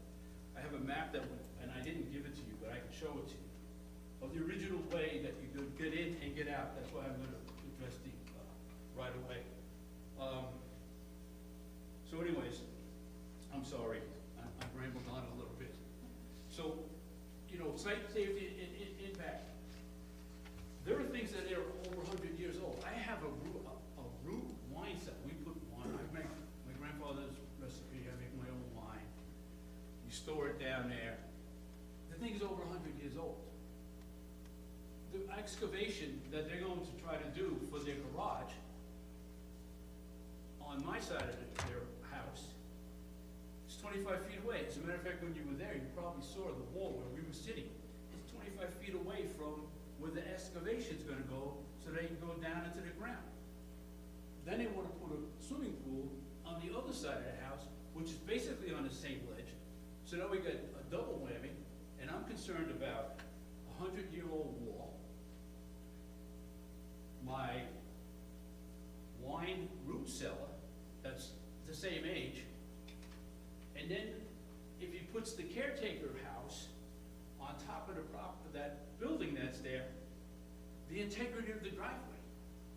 That driveway is on my property for me and my 2 neighbors. My 2 neighbors are full-time residents. It's their only egress and ingress, that's it. As of now, until I found the right of way. Okay? So respectfully ask whether a geothermal study or structural engineering reports or vibration analysis or pre-construction conditioning assessment has been completed. I have pictures, I know what's there. I'm concerned about what happens. What happens if they do it? What happens if the wall falls down? It's 100 years old. How are you gonna replace a 100-year-old wall? I mean, how do you do that? How about the wall that's right outside my house? That wall's as old as the cliff. I call it the cliff, that piece. How do you replace that? I mean, these are things that are, I didn't ask for historical, but this is historical stuff.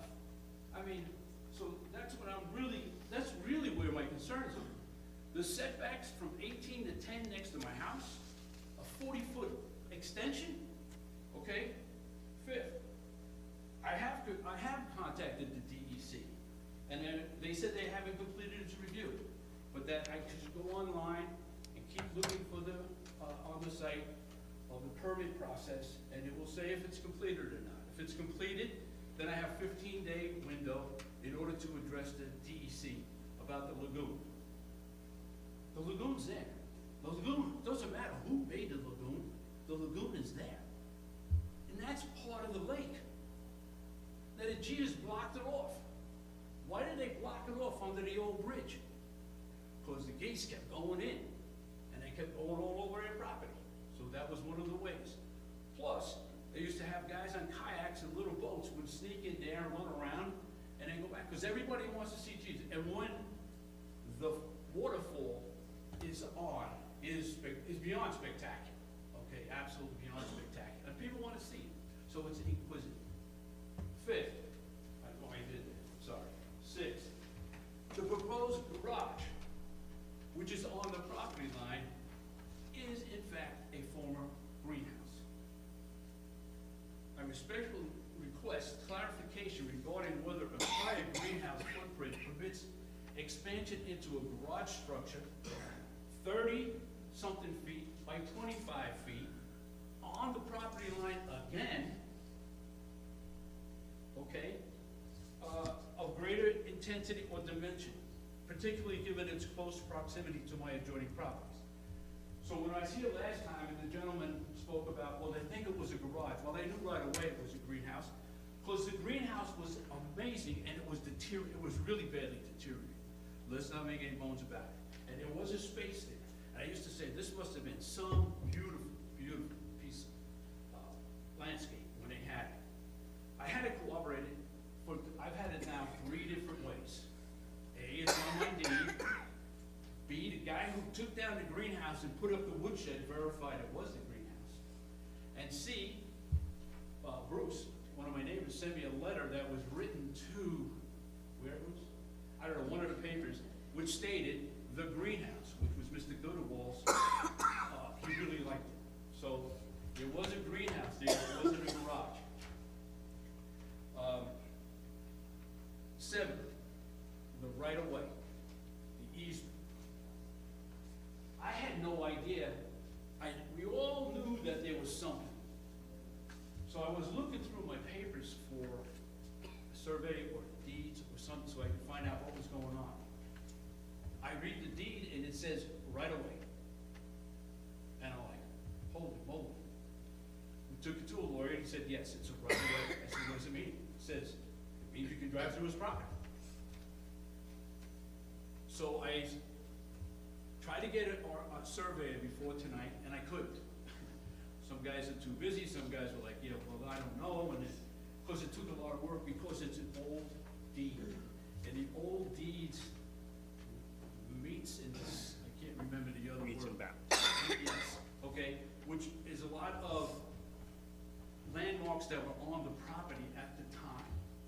And so they have to take quite a bit of time to go through what that meant, and look up the history, and look up old photos and stuff like that. So I haven't gotten a definitive answer to you, but ChatGPT and AI are great things today. So I went on that and I said, according to the map that aerial map, it looks like it goes directly through the middle of their property and over the old bridge. That's as close as I can get to giving you some sort of answer. stand here and say, that's absolutely it. I cannot. I cannot. So, that's what I have, okay? I was gonna make it really short, maybe like a 5-minute talk, and I don't mean to be taking too much time, but based on these unresolved concerns and potential impacts, I respectfully request that the board defer any proposals and all engineering, environmental, zoning, and property right issues fully addressed and incorporated into the public record. Should approval ultimately be considered, I respectfully request enforceable protections for all our adjoining properties, including pre-construction inspections, documentation of neighboring structures, engineering oversight during excavation activities, occupancy limitations related to short-term rentals or event use, and performance bonds or some sort of escrow that we know that the money's there, God forbid, something breaks, and they have to fix it, rather than me saying, hey, you know what, the wall fell down. Yeah, okay. You gotta fix it. Yeah, okay. So, we really think that's really important. And then finally, I invite the board and the town engineer to conduct a site visit on our property to see what I'm talking about, because I know you guys came over to Tom's property. I'd like you to look at it from my standpoint and what we're looking at and what we're talking about, so that you have an idea of exactly how it affects, it's gonna affect both families. Again, let me reiterate this before I finish. You own a property, you can improve your property. No one has ever denied it. But if the code says you gotta be 18 feet, if the code says, and I don't have the other information, I had it and I didn't wanna do it because I didn't know that's how you were supposed to speak here. If it says it's only supposed to be 15%, whatever, and you're asking for 174%, that doesn't seem like it's a small thing. That is a huge variance and zone asking you to do something different. So, thank you for your time. I really appreciate being able to speak to you guys. I didn't expect it to be this format. I thought I really was just gonna read for 5 minutes and then you guys would be cool with everything, but, thank you very much. Thank you.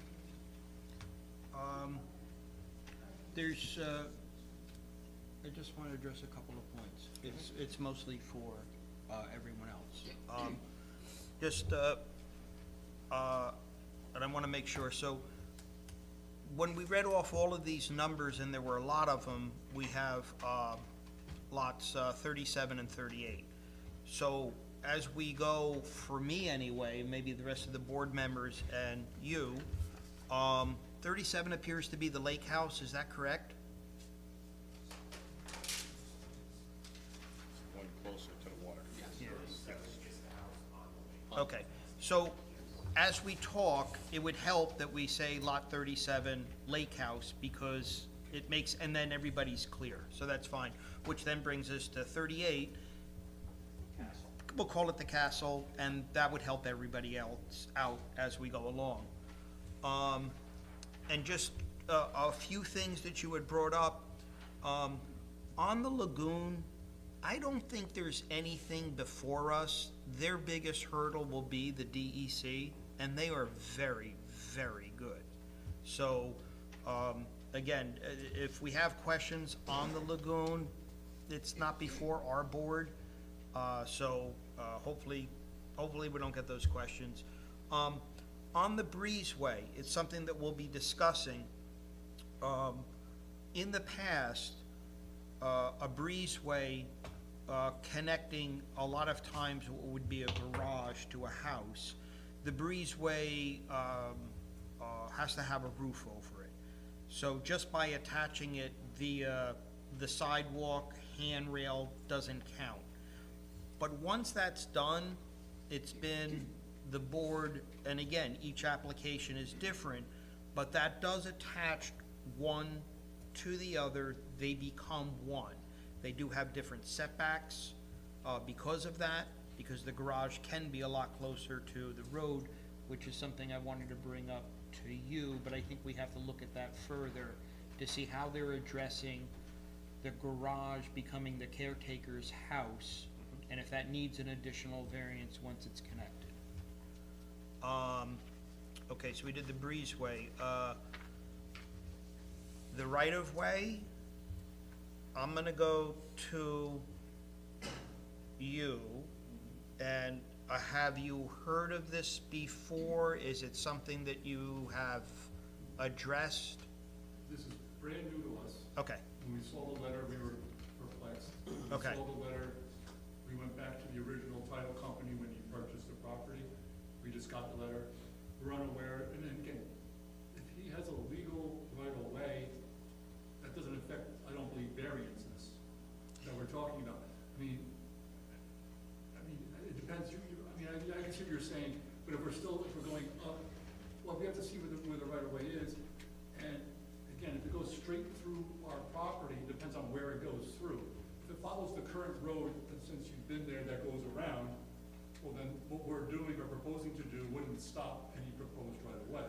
all I'm asking at this point is that we do look into the right-of-way so that we're, Again, I just, honestly, I didn't know it was on there. I found it a week after. That's fine. Before I sent it to you guys. If you wanna send me a copy of it? They do have a copy. Okay, well, if I can get a copy of his proposed, what he has, maybe that can give the title company a little head start to see exactly where it is. We can give it to the surveyor. I can John send it to McGuane. you, John, I have it. Yeah, so Mr. McGuane can plot it and see what it is.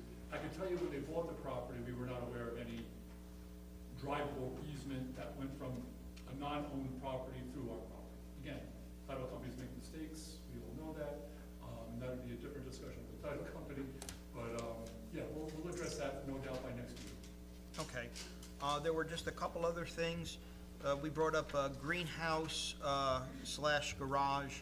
Both of these are accessory structures, so when we're looking at them, yes, they'll have a title as to what they are. But a greenhouse that was there that has a foundation and then becoming a garage, chances aren't going to need the variances. The setbacks are probably still the same, and/or they were pre-existing. Which brings me to just a few of the other ones. After looking at the property, I can see existing foundations that are there. Mark, if I may, Yes, the front garage greenhouse will need a front setback because you're putting the garage in front of that house. Yes. So that would require a variance. And that's what he was asking, what's the front yard setback? That would be that garage. yes. So that will, Because the right of way says it's 20 feet right of way. It's explicit. Yes, so the one that's before us for the variance is the front of that lake house is, the front of it is the one that faces the road. So by putting that garage there does need that variance, because it just happens, even though you would consider the lake house, the front to be looking at the lake, our definition defines it as, the road frontage.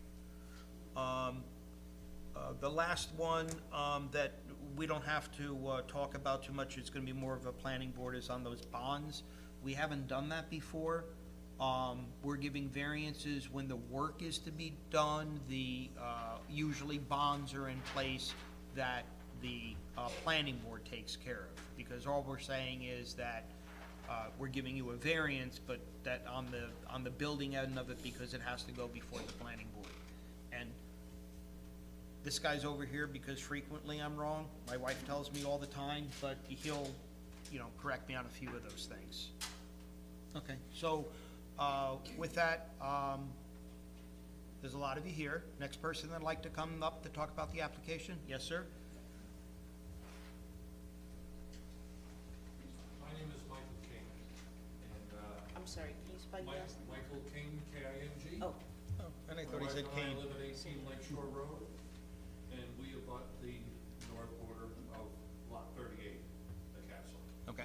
Okay, we're on the same rock ledge, and I have to underscore, and this may be more for the planning, I have to underscore the construction methods and the duration of the construction. We lived through the Jeter property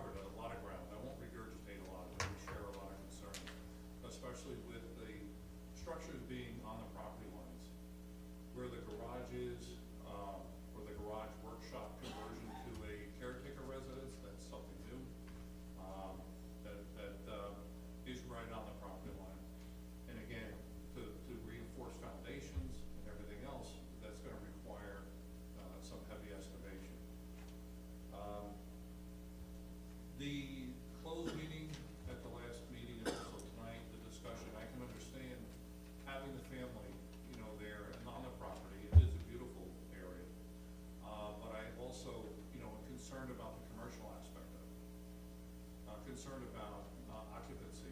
You know, you're gonna have a caretaker on site,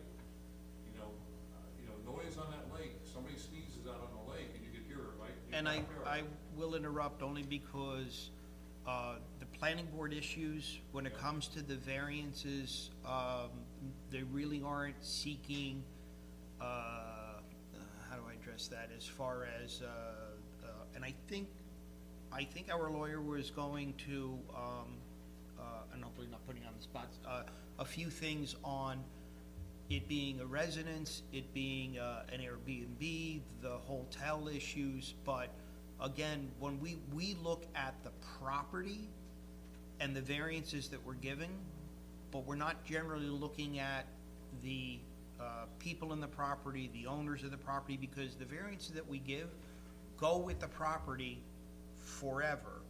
And so we're not giving it to the applicant, we are giving it to the property. So again, and I don't mean to cut you off, but like I said, a lot of those are more on the planning board issues. All right, so these would I would take with the planning board, okay. And again, this is the first time that anybody's hearing, the planning board hasn't had a public hearing. So I do expect, quite a few questions and Well, concerns. again, the concern would be from a zoning point of view, the structure is on the property lines. And then we're definitely going to address that. Thank you. Okay, thank you. Did you want to say anything about, the code Airbnbs, because it's really not before us, but I know a lot of people have concerns about it. So, yeah, I've added to the comments here because the zoning board has received numerous letters expressing concern about it essentially being operated like a hotel. The applicant admits that the intent is to use it predominantly for the benefit of their family, but also to rent both parcels.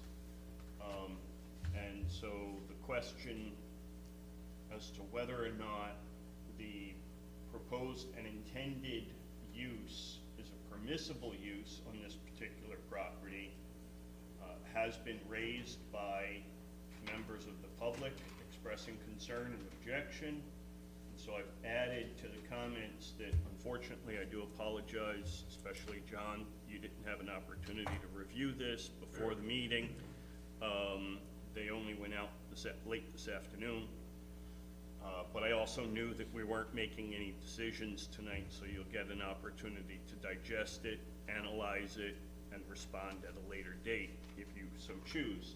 But one of the things that, as counsel for the ZBA, I have asked the applicant to do is to explain to the ZBA why the proposed property, especially the larger, the lot 38 Castle parcel, doesn't constitute a country in use as defined under the code.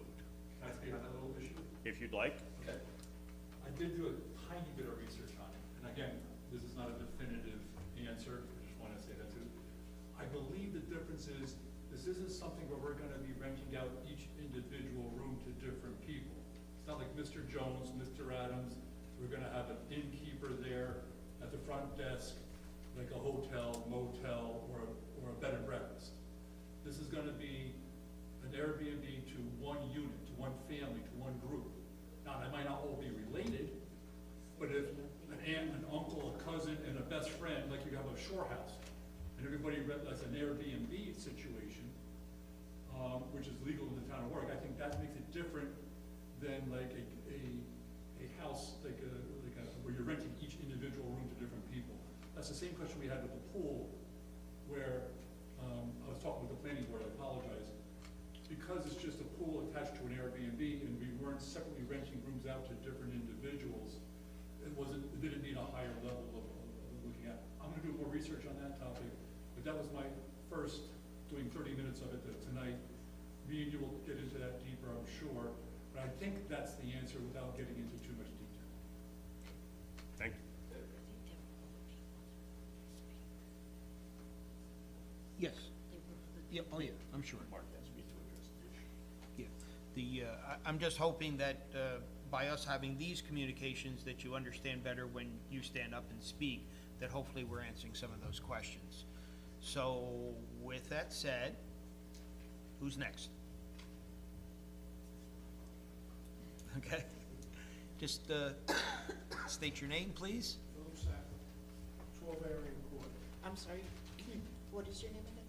Philip Sacco, Can you spell the last name? yeah, S-A-C-C-O, like Sacco lives there. Thank you. Yeah, I've been living at 12 area court now for the last 26 years, and I was witness to when Derek Jeter renovated the castle. I used to work the graveyard shift in Lower Manhattan, it was computer tech.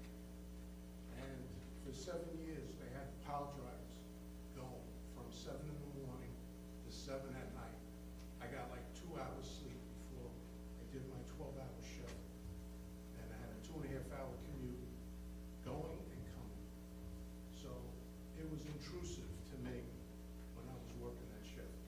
I'm now since retired, it's a different story, but I'm worried about, that was to do the restoration because it fell in disrepair.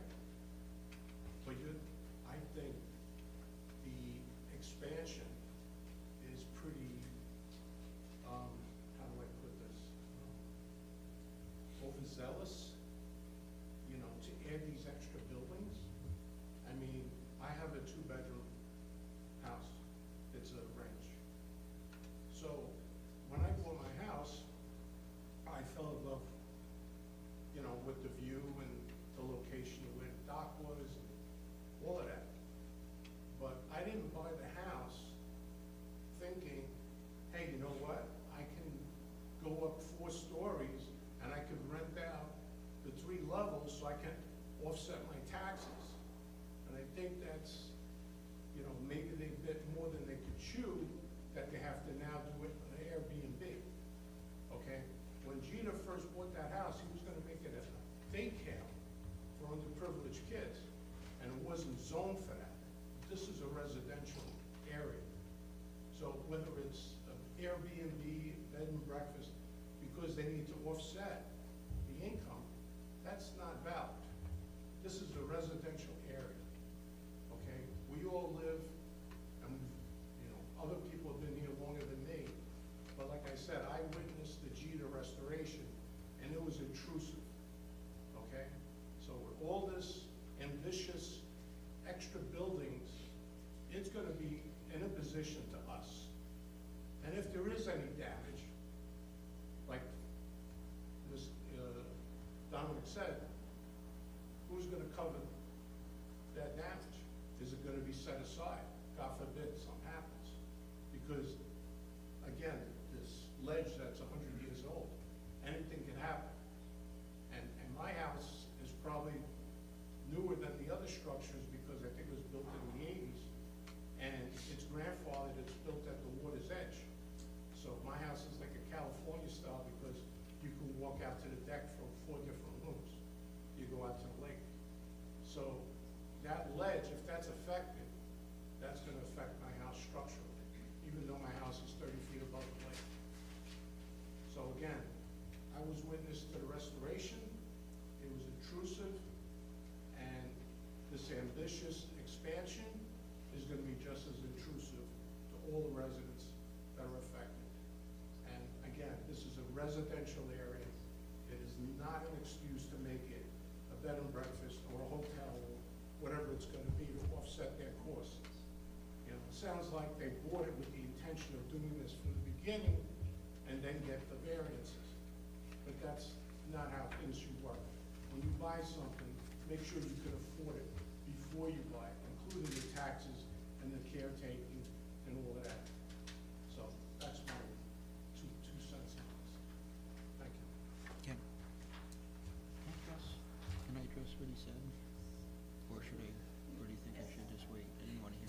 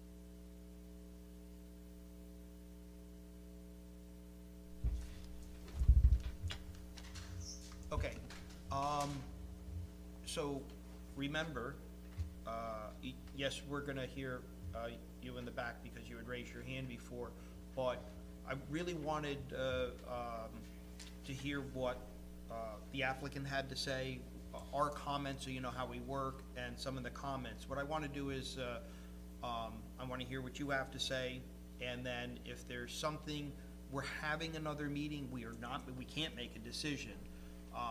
But we have another meeting, so we'll have a lot more time. I like to go back and look at the minutes, reflect on what we had talked about to know better for the next meeting. So with that said, you got the floor?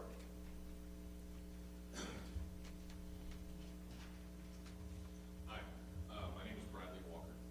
Can you hear me okay? Yes. That'd be important. This is a lot. This is scary. I've never done anything like this before. My wife and I just moved here about 4 years ago. We are full-time residents. You are our neighbors, as well as the Kings, Bruce, Marlin, Dom, and several other people's faces that I've forgotten, but I promise I'm gonna do better in the future. Yeah, it's a community, and you also know very well. You were very gracious in inviting. Excuse me, sir. I'm sorry. You must address the board, not the members in the audience. They were very gracious to invite us to their home for a Christmas party, which we attended. It was a lovely property, and they showed in. Lots of buildings were pointed out, and I've forgotten about most of what they talked about in terms of what's the problem with that building, or what are their plans for this. These numbers are frightening to me in terms of coming in front of a board like this. And I understand what you said, sir, in terms of you're making a determination of whether the variance is allowed. Am I saying that correctly? The relief, for what they're asking, and, there's 5 criteria to it. I know, and on the fence post thing, I was trying Yes. to take better notes in terms of the 5 criteria that you mentioned. I did not get them all down before you ran through them all. I don't, yeah, it's been a long day. But principally, the reason that I wanted to stand up is these things, as this letter reads, which I've been writing on the back of all night, this letter reads that there's a certain allowance in terms of these variances. 10 feet, 18 feet is allowed, they want 10 feet. A 30% expansion is allowed, they want 130. I know those numbers aren't exactly correct, but you get the idea of what I'm saying. So it seems to me that the job of this committee is to determine should they be allowed? Should they be given permission to exceed these limits that were set at another time? You have your 5 criteria. As a neighbor, as a community member, my question is, why? Why are all of these, why are all these limits need to be exceeded? And I know they've made statements in terms of, oh, it's for family. Oh, we want to recoup part of our costs. Oh, we want to make it glorious and beautiful. Oh, we want to undo the damage that Jeter had done. None of that is really hitting me as a neighbor. I am concerned, and please give me a little bit of leeway, because I am going to bring up the subject of short-term rentals. I'll remind you that they made that part of their opening statement, and you've engaged their counsel in terms of what are the notes and what are the areas, so please give me a little bit of leeway. I am concerned about this becoming an Airbnb as a hotel. They say that it's, the words that I just wrote down were, it will be predominantly for family, even though Airbnb publishes that in order to make a profit, what you want to do is rent it out at 55%. So who's going to define what predominantly is? Who's going to set the limit? And if that is an issue for the planning board, I totally respect that. If it's an issue for the zoning board, I respect that. Although every piece of documentation related to this that I've seen thus far has said it's gonna stay residential.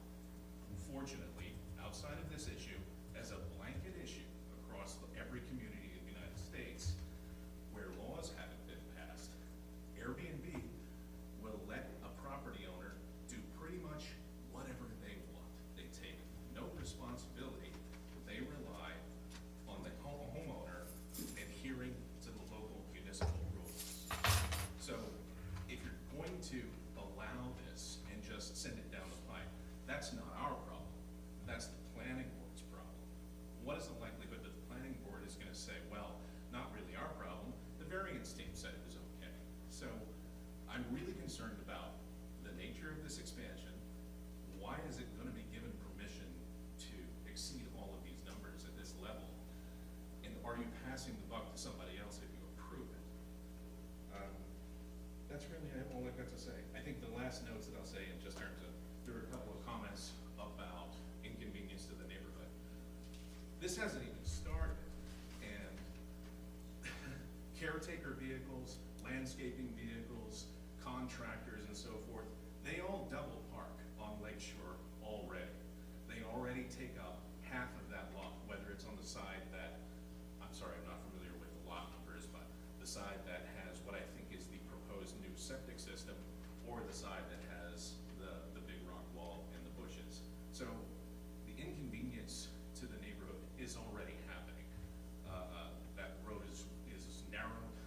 That road already has a problem because two cars that meet head to head, somebody's got to give the other person room to get through. The Kings know this very well because I have to pull into their driveway all the time to let somebody by. Closing that end of the road is going to be a major inconvenience. The noise is going to be a major inconvenience. The reason you can hear me so clearly is I'm a voiceover artist and an audiobook narrator, and I record at home in a studio in my basement. And if they're pounding into the ground for 12 hours a day, that's going to affect my ability to work and my income. So those are some of the things that I'd like you to consider as you weigh whether these exceptions can be made or not. So, thank you for your time. Thank you. Yes, sir? My name is Bruce Petrono. Can you spell your last name, It please? is in Paul, A-T-R-O-N-I, 20 area north. Thank you. I'm one of the neighbors. Okay. My neighbors have given me pretty much all of my arguments, but I have one thing I wanted to ask you and kind of comment on.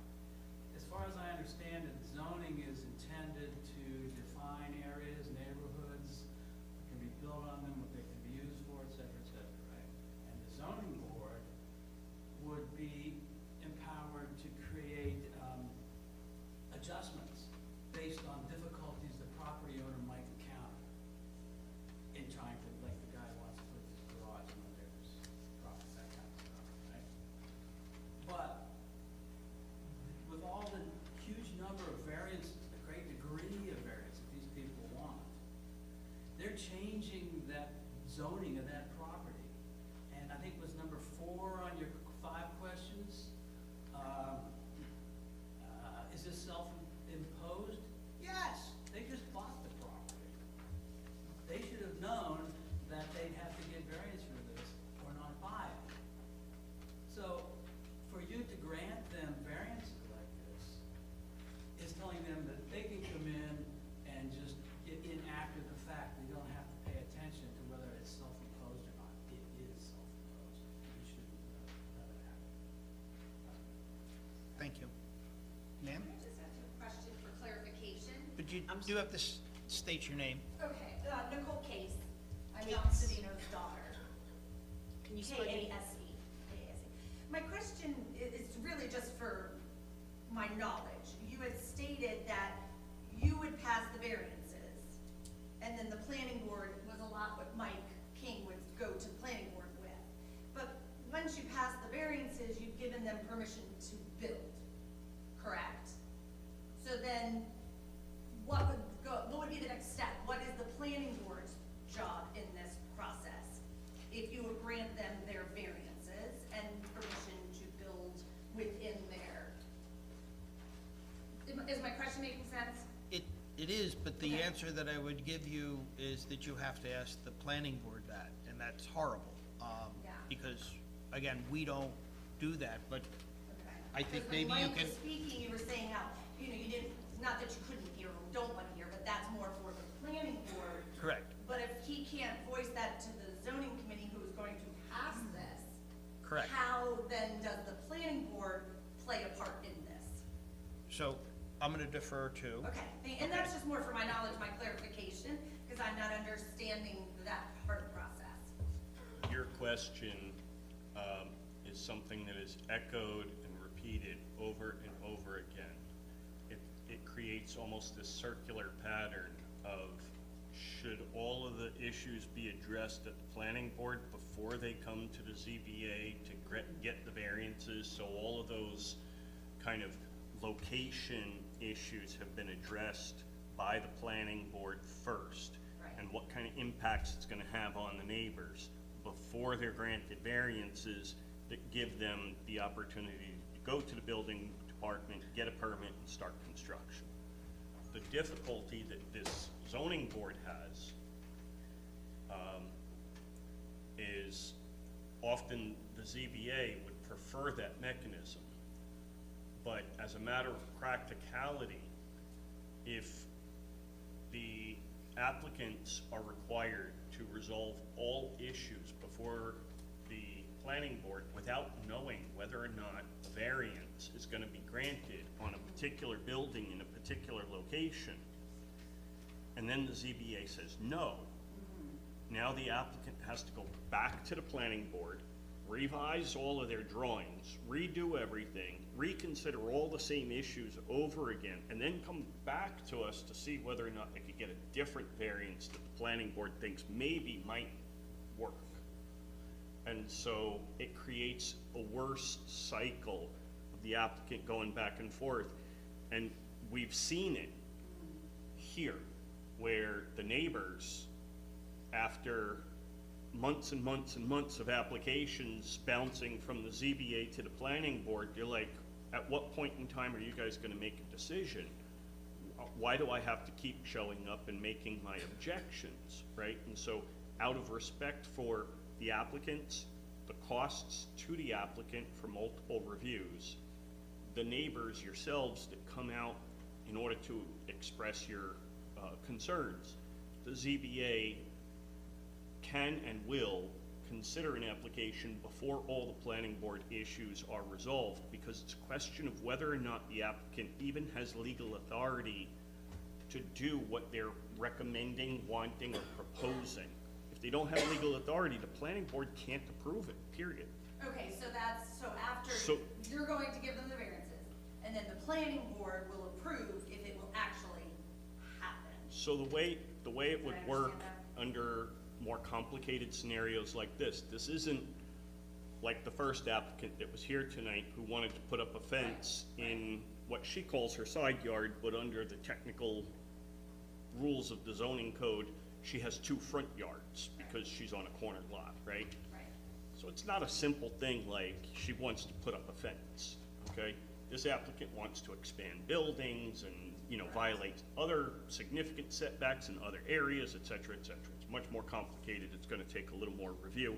Additionally, under these complicated circumstances, the Zoning Board of Appeals can and usually will set and impose reasonable conditions on the granting of the variance, which require them to go back to the planning board and have other elements reviewed and approved by them before they're allowed to go to the building permit, to go get a building permit. Thank you, that was very helpful, thank you. Yep. Thank you. Can I address one topic, please? Yes, as long as you make it short. Really quick. Okay. If you believe there's a violation of the Airbnb laws taking place in this property, the town is very strict. The town of Warwick has some of the strictest Airbnb laws. They have fined clients of mine $25,000 for violating the Airbnb laws. We have a professional property manager with her telephone and email on the website.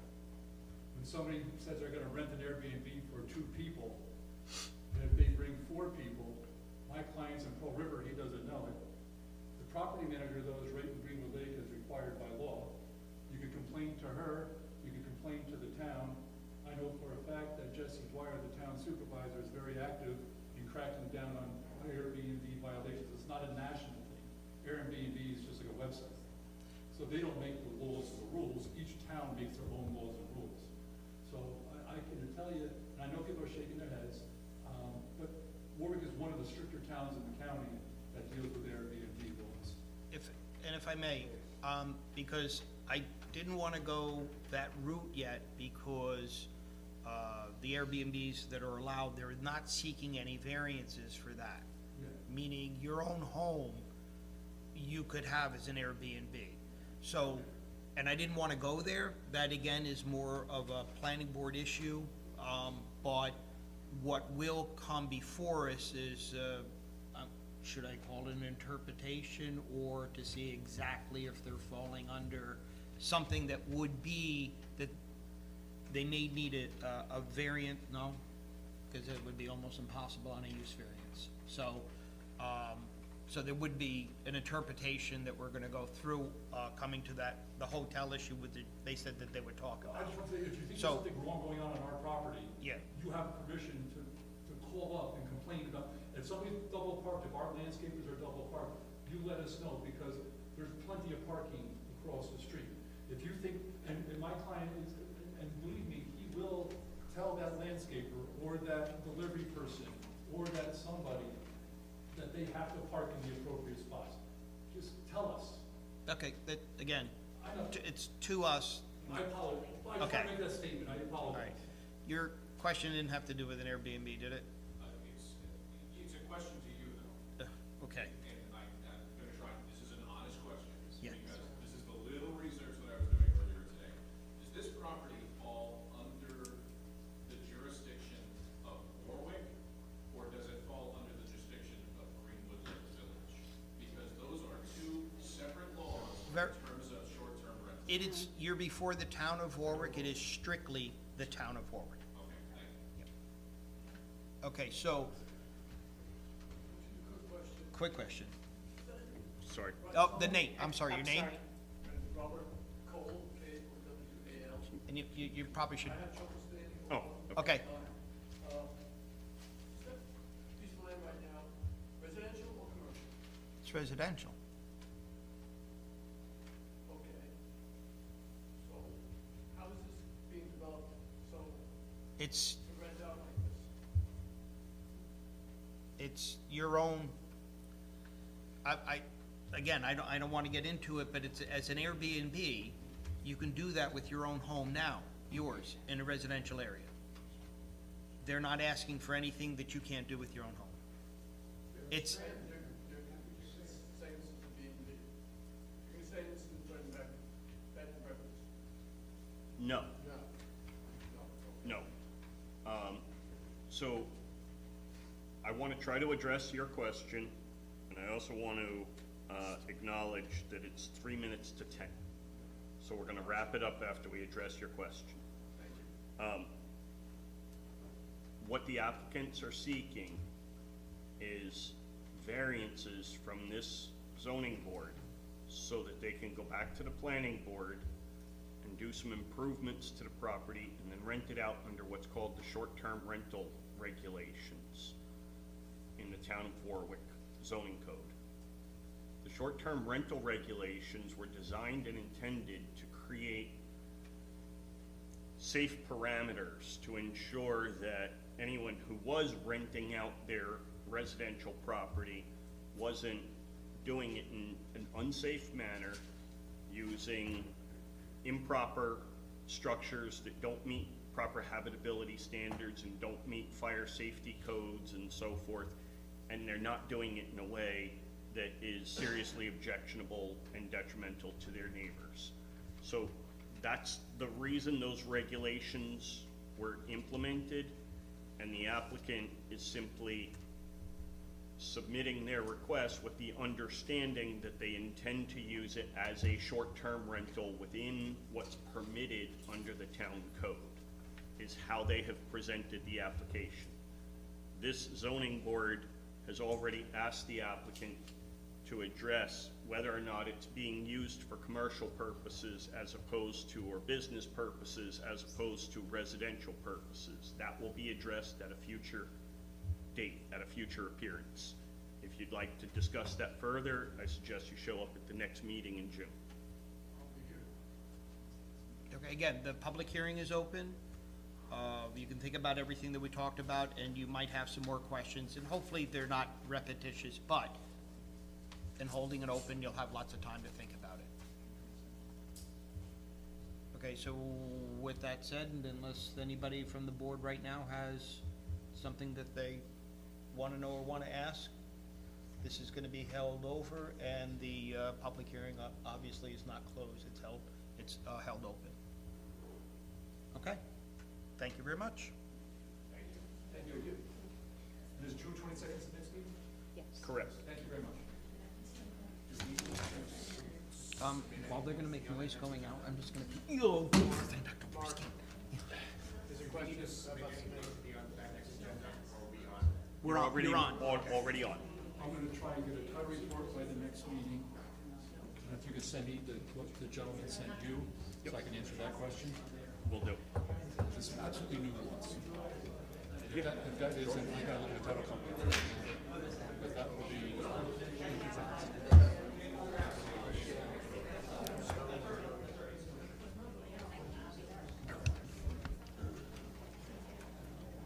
I'll be in touch.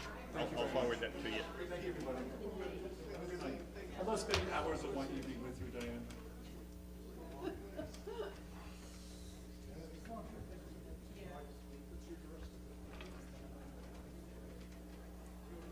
Thank you. Thank you very much. Have a good day.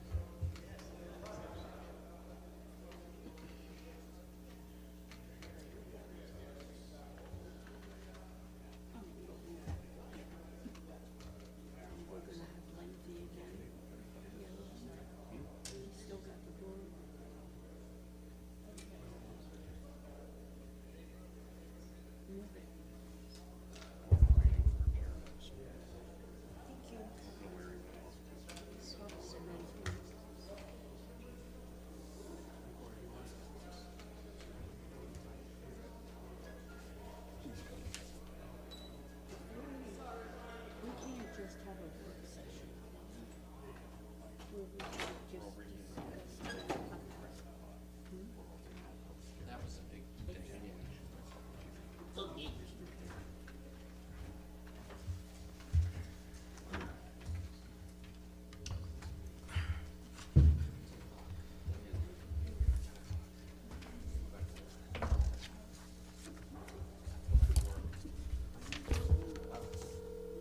Hey Jerry, how are you? I'm good, Elizabeth. We finally have gotten I've past been all watching the the, other. I've been watching the feed. Yeah, okay. I'm glad you were updated. I kept checking every now and then. Are you still with me? Hello?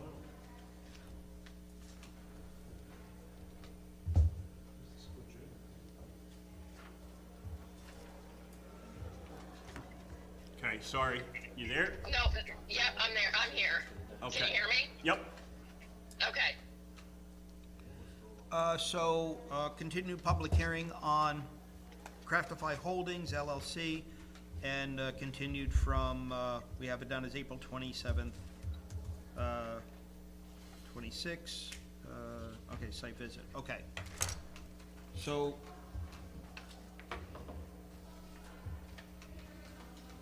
we had the opportunity to go out and look at the site.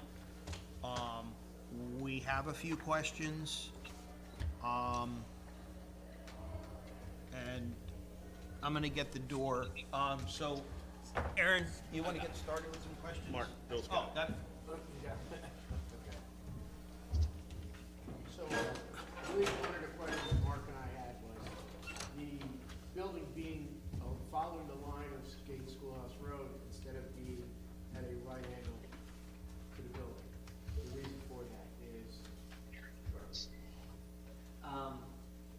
The reason for that is I'm sorry, your name? Justin Provencher from Land Associates Engineering. Sorry. Got it. There's a few reasons for that. From a site design perspective, it obviously utilizes as much of the property as we can. We certainly have a setback of about 11 feet or so from the property line, which is in quite a bit from the building. We're still about 25 or so feet away from State Street Road. guys, I'm sure, have seen the renderings of the architecture. I have them if you want me to pull them up to go over and discuss them at all.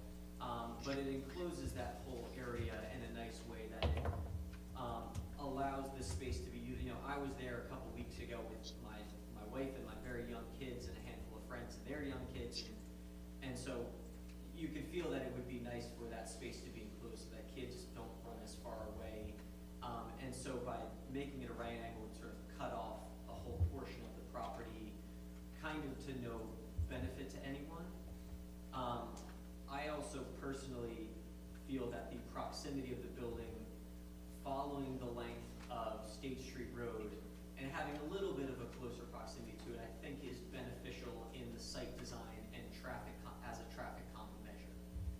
As you may know from, from this property, as you approach, let's say if you're within the, previously mid-correctional or mid-orange correctional facility, if you're coming up towards Drownlands area, the property across State Squirrel Road from us, it has a wall that's, I think, only about a foot or two back from the street. And once you continue past that wall on the same opposite side, there's another garage that's also only about a foot back from it. Our building being a little bit farther back, but also being a bit close, I think creates a nice sense of closeness that traffic calms. Traffic calming is obviously a big discussion in the engineering and traffic world as far as how do we get cars to realize they have to slow down on their own. I'm sure there's some posted speed limit there, but maybe as you're coming through that area, it feels like a small, quiet road, that you're not looking at the speed limit, you're not thinking too much about how quickly you're driving, but creating things that create a sense of enclosure naturally calms you, naturally slows down how you're driving. I actually have some examples if you want me to show that, of that effect of two different roads and how they are affected by the proximity of buildings, and why I think that the buildings both benefits the property and benefits the proximity to the road there, and in doing so will calm traffic both to the benefit of our property and the other surrounding properties. But neither property, I think, wants people speeding through that. They want access to it. Businesses need access, but you don't want people speeding through the road. And it's not a road that gets so much traffic that you need cars moving through very quickly. It's instead a property where you want people going through cautiously as they approach your business. So generally that's my answer, but if you want me to go more into it, again, I have something of an exhibit that can kind of show the characteristics of two different roads in your town that I think exhibit that.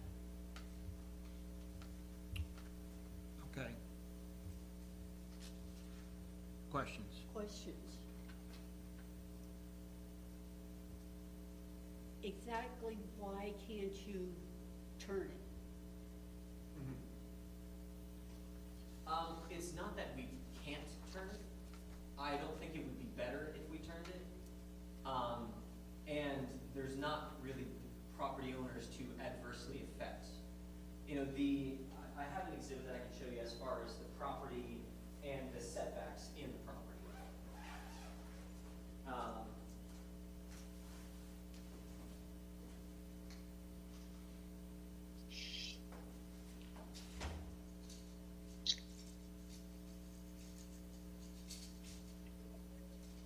One thing I'll add while he's pulling that up, he's giving you Michael Cry, property owner, by the way. From one of the things that we want to do, this project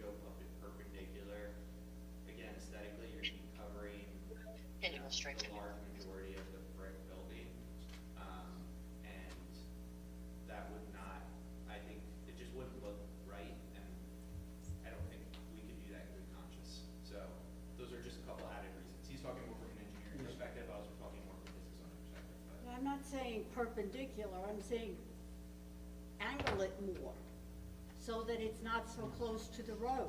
So, so this is our property line here, this sort of thicker black line going this way. It's obviously a very abnormally shaped lot. It's an abnormal size and shape. It is the lot that that Mike had inherited when he purchased the property, that the town was wanting to subdivide this large correctional facility into different ones.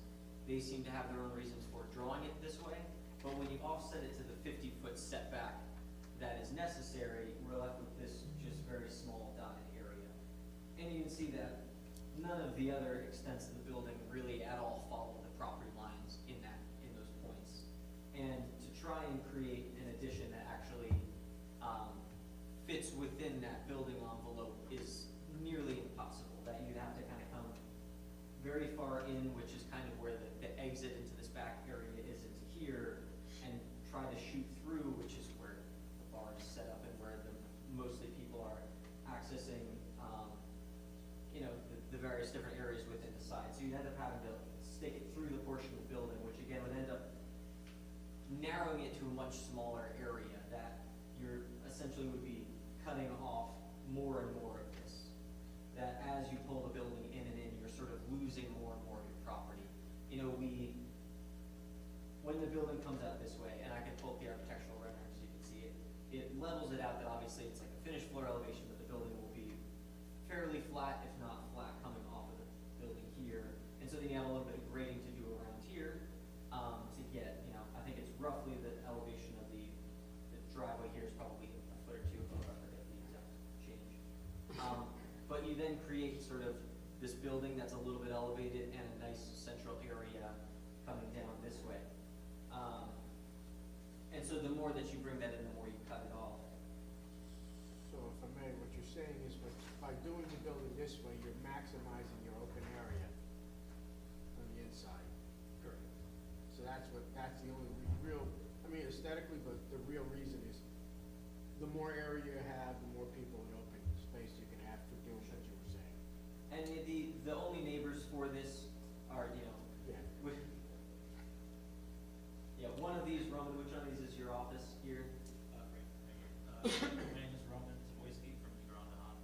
Can you spell your last name, please? Z-A-W-O-J. Thank you. S-A-I. This is our office. So, not that that means everything, but he works across the street and designed it this way because he thought it would be an aesthetically pleasing way to design a building along this road here. So we'll just look at the pavilion that you have proposed that runs along the road. Pretty safe to say that that entire building is built outside the build-out of the property? The dotted envelope? line? Yeah. Yes, it's a very abnormal envelope. And, because I think that the other board members are looking at if it were more perpendicular, at least most of it would be within that buildable area. Probably some, maybe a third of it we could get in buildable area. He has the dotted line drawn as to what So is. This is our property line, and then we're required technically to have the 50-foot offset. Yes.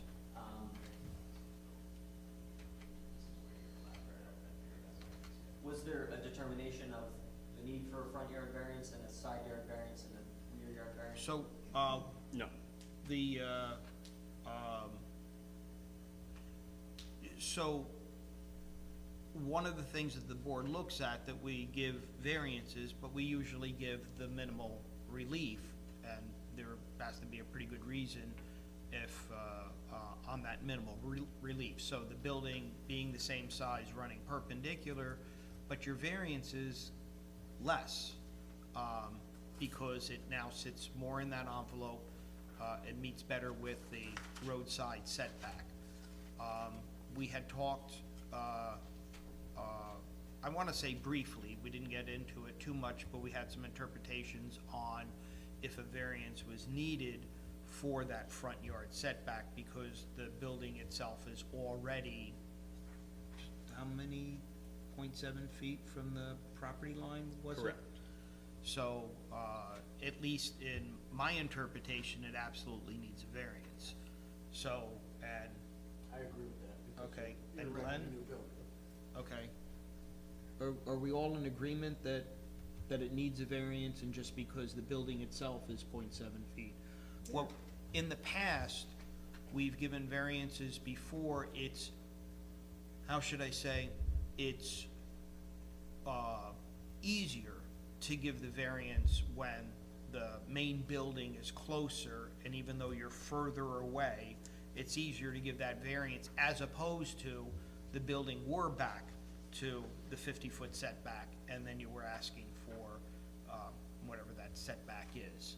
So, with that, Yeah, before the ZBA considers any potential motion, the applicant's counsel has submitted, a written summary of her, legal position on whether or not a front yard variance is necessary given the pre-existing non-conforming setback of the existing principal structure. And before the ZBA considers any potential motion on that determination, I'd respectfully like to grant counsel an opportunity to at least present her argument. Thank you, Jeremy. Can you hear me? Yes. Okay, so just to, and we discussed this at our last meeting. My position has been before the board that the way your definition of front yard reads, I believe that the 0.7 feet is where the line should be measured parallel to State School Road. With that said, I have provided you with at least rationale and justification for the variance. I would ask that because the conditions are similar for the front yard and I believe it's the rear yard, where the proposed additions come further than a nonconformity, or between the nonconformity and the setback. I just want to clarify that. I ask that the two be treated the same. So if you determine that a front yard variance is not necessary, the same rationale should apply to the rear yard. If you determine that a front yard variance is necessary, I would ask that you would grant both a front yard and a rear yard variance so that they're given the same treatment. okay.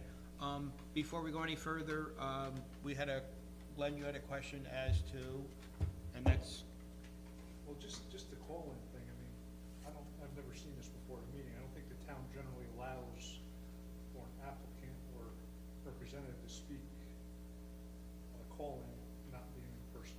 It says it right in the code, so.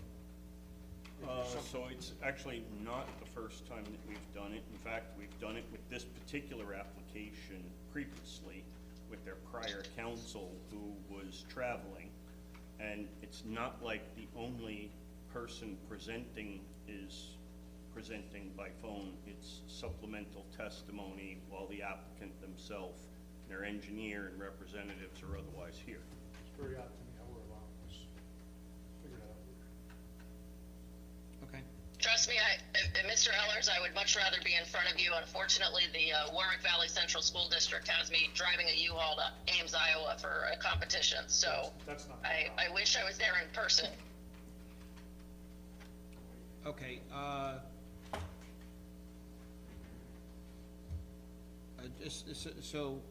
when I heard you speak, so you did say if you're treating it as, that you don't need a variance, that would be the same for the rear, but if we treat it as we do need a variance, that it would be treated the same with the, rear yard and needing a variance. Yes, and I've provided you arguments for the 5 statutory criteria in my letter. Okay. I had stated before, because we haven't in the past, we've always given again, the variance where the building is closer and then that addition is further away, but it's still in the front yard. We've done it before. We're just a little bit more lenient. One of the things that I would put as a condition is that this pavilion can never be,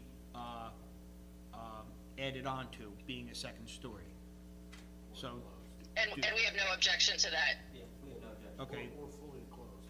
And the other one is that we had talked about that we seem to have a disagreement with, when it was presented to us as a pavilion, the pavilion has, in our, what we've used before in our definitions, that it has 4 open sides. I can understand the one side being kind of attached to the building as to be partially closed off, but it is at least 3 of the members here, which then is a majority, feels that the pavilion should be open on the other sides, being a pavilion. And we do understand to extend seasons, and I believe, and I don't know if it would be more of a planning board issue, but to have drop-down plastic, heavy plastic, they're commonly used in restaurants that are trying to extend their seasons with the heaters inside, but it always looks then as it is an open space and a pavilion. So, so again, in the drawings, it looks like it's partially closed off, and so I don't know if that's gonna be a game changer for you, meaning for you. Is it allowable to have the sort of partial enclosure that's in the current architectural renderings, that it's sort of just one of the sides that is partly closed with open windows and then the other sides that are? Yes, so I actually was hoping to get a little clarification, as the chairman was just pointing out. In looking at the renderings, it appears that the wall closest to State School Road seems to be solid for the center 1/3, and then there appear to be either windows, blinds, bars. I don't know what it is, but it appears that there's the capacity to visually see through the other 2/3 nearer the ends of this extension along State School Road. Can you please describe, for the benefit of the board, what the proposed design is for that back wall? Internally or externally? Well, principally and first and foremost, is it going to be, it appears in this rendering that you can see through 2/3 of that wall, and it's only solidly blocked in the center 1/3.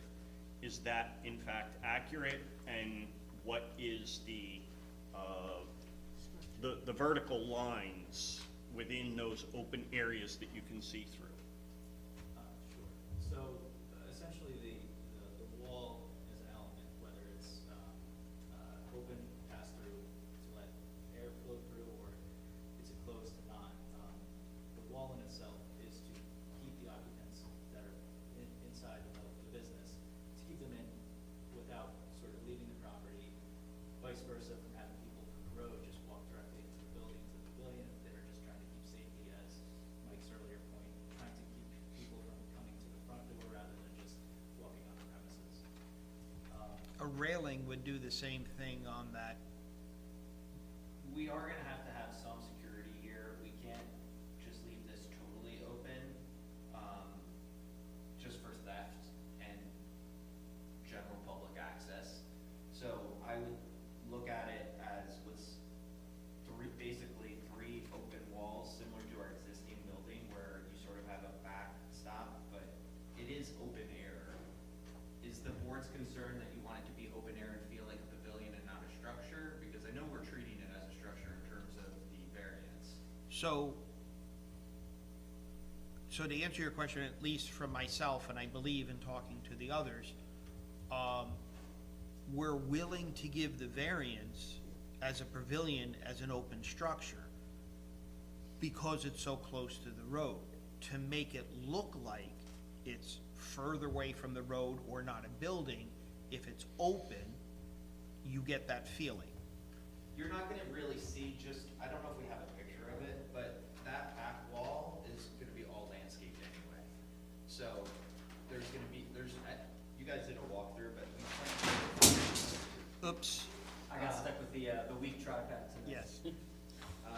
We planted all trees, flowering trees down the road, there's ornamental grass. Again, very concerned with aesthetics and landscaping, there's a significant amount of landscaping that's going into this project, so, it will be open air, but we don't really wanna expose that back wall. So like as was discussed, the back wall is, middle third is solid, the outer thirds are, open windows with, yes, some sort of decorative bar or something along those lines that Brooke maybe talk a I little was more gonna about. say, because I was reading it, the center section is a bar, you have wet sinks and stuff like that, so that's gonna be a permanent structure, so I understand why you want that back solid wall. Yes. What, like Mark and Augusta are saying, is, the question is, how tall are the bars? I mean, does it give you, it's an artist rendering, does it give you the open look like you can walk right through it? You cannot walk through that. Well, that I get, but does it give you the feeling that you can see right through there and see everything else? Sure, that like the bars, what do you think, they go down to 2 feet above the ground? 30 inches above the ground, and then to about 7 feet. I mean, I can give actual measurements from what we have proposed. It's hard, I have the. You definitely want it to feel like you're I have the outside, drawing. yeah, right. I have it. Or if you're saying as a request that you would want it to be open more to a 2 foot down. And if I guess if the thought is for it to be visibly passed through and you can see through it, could we make that floor to ceiling glass? I lost that last. Oh, if instead of the open window with the bars, if it were like floor to ceiling glass or something along those lines, that is. So, my gut is yes, because it's what we're looking for to make it look like a pavilion and that it's open and not, cause a pavilion is a structure, but when I'm saying structure, I'm thinking of something that, Down the street, right down because the it's, road from them. if it's glass and it's a pavilion, it's not gonna look like it's that close to the road. But if it were glass, it's doing the same thing, but I would think that to have it that, I don't wanna say floor to ceiling, but if you had that, it serves the same purpose. It lightens it up. Yes, That's our feeling, is if we wanted to, if it's gonna be a pavilion, we want it to look like a pavilion. like a pavilion. Again, like I said, I get the center section, it's your bar. Sure. You gotta have it back on, you Yep. got your wet stuff. Yeah. I get that. But we want it to look like it's. Yeah. So do we, yeah, and we want it to look and feel open, that's the intent of it, I mean, that's really, it's a beautiful property, we want people to feel the fresh air, be outside, that's the intent, absolutely. So just on the renderings that we have and the one that we have up on our screen, looks, well, actually, That's the front look, this is the back look. Yes, this is from inside the property looking to the. Oh, sorry. Yeah, so you can look right through it. Yeah. So so the front, you're looking at the back. There's a difference. Inside of the. yeah, That's different than that. so I'll get to that. There you go. that's the one that we're looking at that we have a hard time with. So this will all be landscaped. He's showing you the building here, but the truth is, right now, there's already all dogwoods along the street, flowering dogwoods, there's ornamental grass.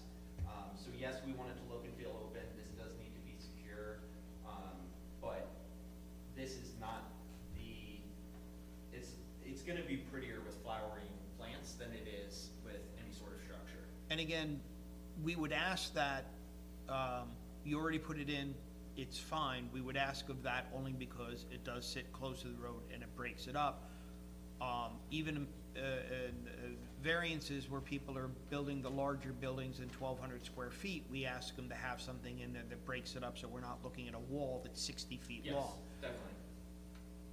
I don't have a problem if all of that is glass, with the exception of understanding that one smaller section that you would need for the back of the bar, but that, yes, but, and also you're, looking at it, it definitely looks like more than a third of it is solid wall, and that's what it looks like in this picture over here too, which I believe they're the same, but, And again, I'm one person, but I'm pretty sure the other board members feel the same way.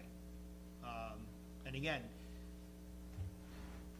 If your objective and concern is to break it up the view from the road, that we can submit, I feel like we have more renderings, but like our intent is also very much to make everything as aesthetically pleasing as possible. So I can't understate that like, we want this to be beautiful, it will be beautiful.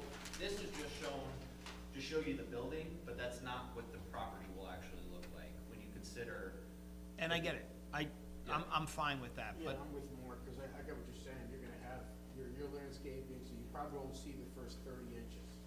More But- than that, I mean, there's dogwood trees that are, I mean, they're gonna be 12 to 15 feet tall. So, one of the things that was really important is that drive up State School Road is just quite literally flowering trees all along the road. I mean, I think I put 120 trees in the ground, so. They take a little bit of time to grow, but we put them in a year and a half ago, so each year they'll get a little bit bigger. so that I don't keep saying it, are we, what's presented to us, okay? I mean, my idea is to have it, not have it look like windows, but have it glass from top to bottom. I can understand, what I would call a quarter of it in the inside to be solid for them, for the bar area.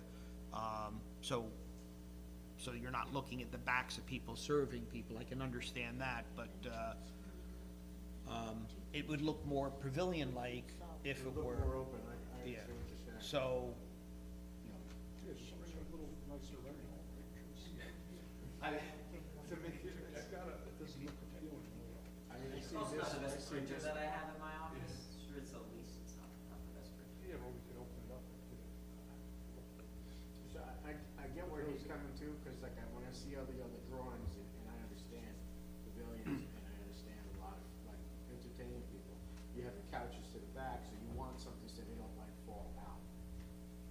I understand what you're saying. is Yeah. You're trying to keep everybody in that spot, so they don't just walk off the property. Sure. With a drink, or somebody else just walk onto the property. We need security, and then to the other point of, how it's gonna look, you guys did do a site visit, and you were very kind, and said some nice comments about what the initial renovation we did with the property. It was in a very bad state of disrepair, and you guys were all able to walk the property and see it's a beautiful property now. I'll brag for my architect for a minute here. They bought the buildings across the road. You're welcome to, I'm sure Jeff would be happy to host you guys at some point if you haven't been over there, but they've also built a beautiful property, and they're really good architects. So I can't overstate it enough that like the design of this, I think we've proven with what we've done with the existing property from a state of boarded up and completely depressed, and what our neighbors have done across the road, they're talented architects. We will make sure that this is pretty. Like, so if it's like, you don't want this to look bad from the road, I couldn't agree more. We want people to enjoy the property. So, I would just say that from a design standpoint, that's very important to us, and hopefully, if you consider what we've done with the project and the team that we have here, you're just gonna have to trust us a little bit that we are pretty good at this, so. I'm pretty sure that if we're gonna give the variance, that we'll probably have some pretty precise, what's the word? Map notes. Conditions, yes. So, all right, there are other variances, so, I don't wanna keep talking about this one, I just wanna make sure that we're on the other variances. So, before the board considers specific variances, because this application has gone through a few iterations and a few different calculations with respect to floor area, lot area, etc. I'd like to just confirm a few calculations based on the most recent submissions. And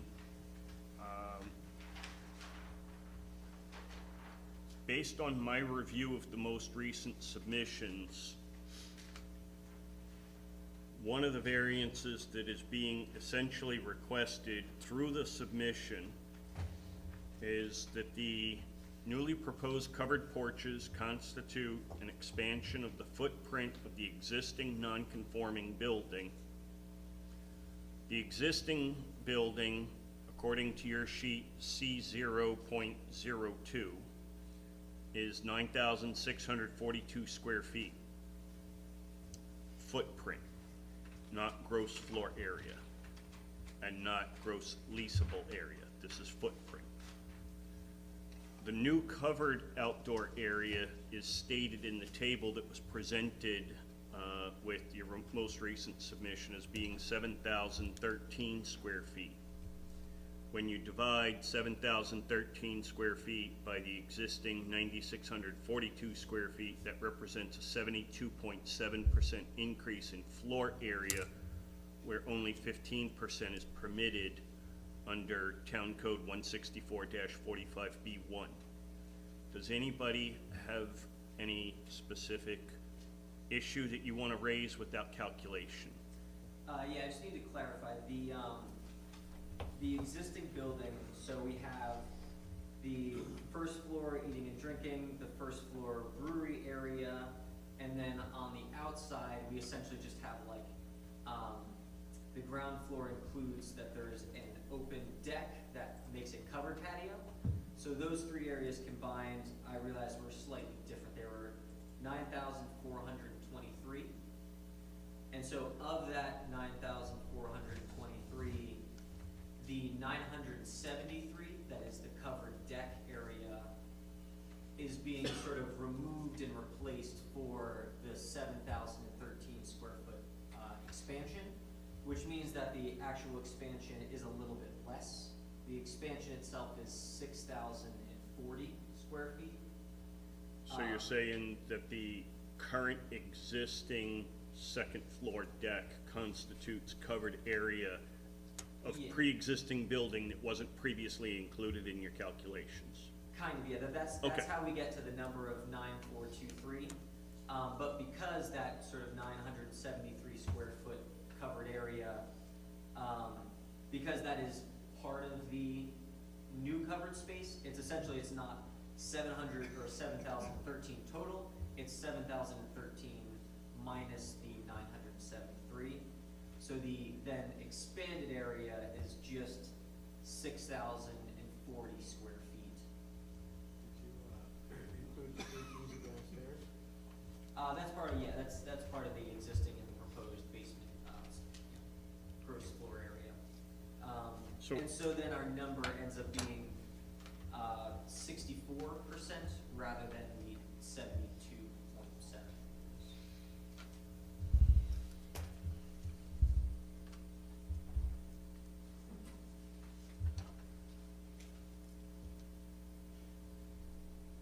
So the deck that's there, you're gonna expand that roof out X amount of feet further. Kinda, yeah. The deck as it exists now will probably get sort of shrunk down a little bit to make the covered space. So it's essentially just that area there, we were kind of double counting. We were counting it as existing covered space, but then we were adding the entire new covered space. But you're gonna have to subtract out the existing covered area to get the full 7,000 or so. So it's just a small adjustment of those numbers. All right, so I had also utilized the prior calculated numbers that were presented in the most recent revisions to calculate total floor area of the building and the calculation of floor area ratio. So that calculation of floor area ratio would also likewise have to be readjusted. And that puts us under the requirement for floor area ratio. So then we're allowed to have up to 40% floor area ratio, and we then come to 39%, whereas when we accidentally double count, we ended up at like 41. I was pretty annoyed at Roman until I realized, actually no, our numbers were wrong that we were coordinating, and Roman did a perfectly good job calculating it underneath the allowed floor area ratio. So. All right, so what I'm gonna do is this.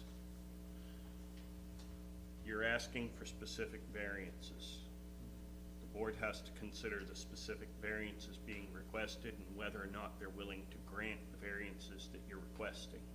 Until we know what those figures are with certainty, this board cannot consider whether or not they're going to grant them. I'm gonna ask one last time for a detailed description of what your square footage is, existing, newly proposed, and what that change is. It's the last time I'm gonna ask for it. Yes, I'd be happy to present that right now if you would like. I want it in writing so it can be confirmed before this board considers it. Sure. Would you like me to write it out for you now?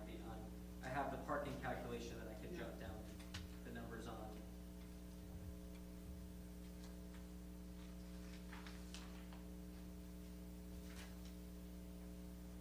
So, I have it on another piece of paper that I was going to transfer it over. So the first floor in the existing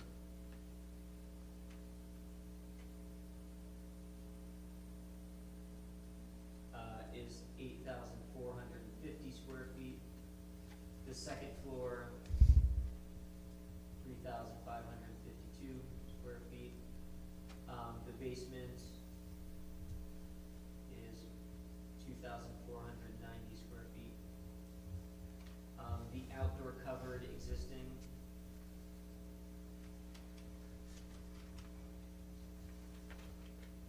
is 973 square feet.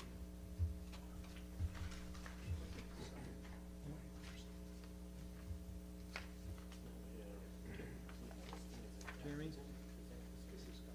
Kind of like the idea that he sends it to you, you review it, and we come back.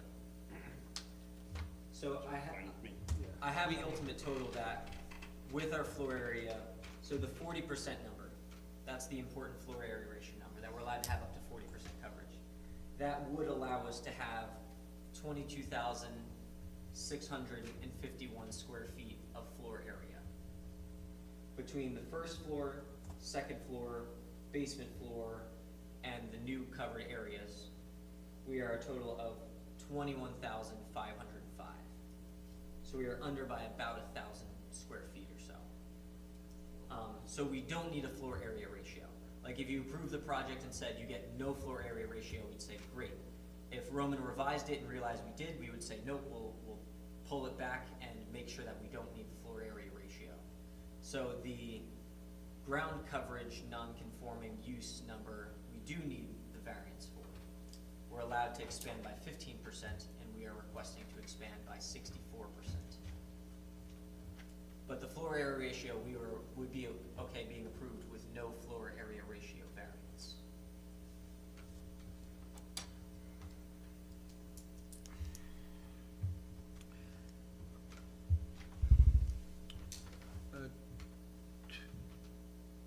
Two things. The first one, the legal notice that went out doesn't talk about that as a variance. But we're discussing it now, so we don't have to We're worry. discussing it at a public hearing. Applicants are permitted to amend their application with respect to the variances being requested, and the notice is intended to give the public an idea of what's being asked for. Any modification of the variances that were publicized from that which is actually considered in an amended application that's discussed at a public hearing doesn't, the fact that it wasn't what was articulated in the initial public hearing notice has no impact on this board's ability to grant the variances that they feel are appropriate in the circumstances. Okay, with that said, one of the variants that we had talked about that we didn't know existed if we do give the variance for the pavilion as proposed is a height restriction variance because it had to be so many feet from the property that it would climb up. Correct. Okay. So that's something that I've only recently discovered in my last review of the revised application. It was added to the comments that were just circulated earlier this afternoon, and that is a height restriction under the bulk table, because it's use group XX, and that would be applicable whether the applicant needs to apply for a change of use or not. It's still the same use group, it's still the same bulk dimensions. Under use group XX, it's subject to a special height limitation under note 3 at the bottom of the last page in the bulk table. And that height restriction is 4 inches per foot of distance to the nearest lot line, or 35 feet, whichever is less, not more.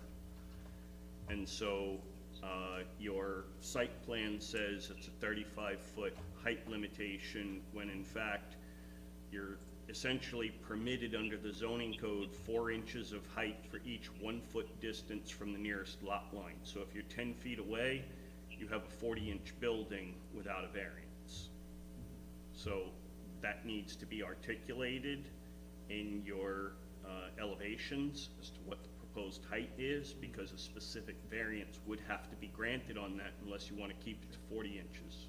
No, we have, our site plan has a building height calculation on it. I think C002 has a building height calculation, which, as is stated in the code, is based upon the mean elevation around the building and the proposed height of the building itself.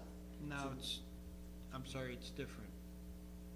I forget exactly what the definition is, but No, I meant, for what Jeremy was saying, was that height is determined by the proximity to the front yard.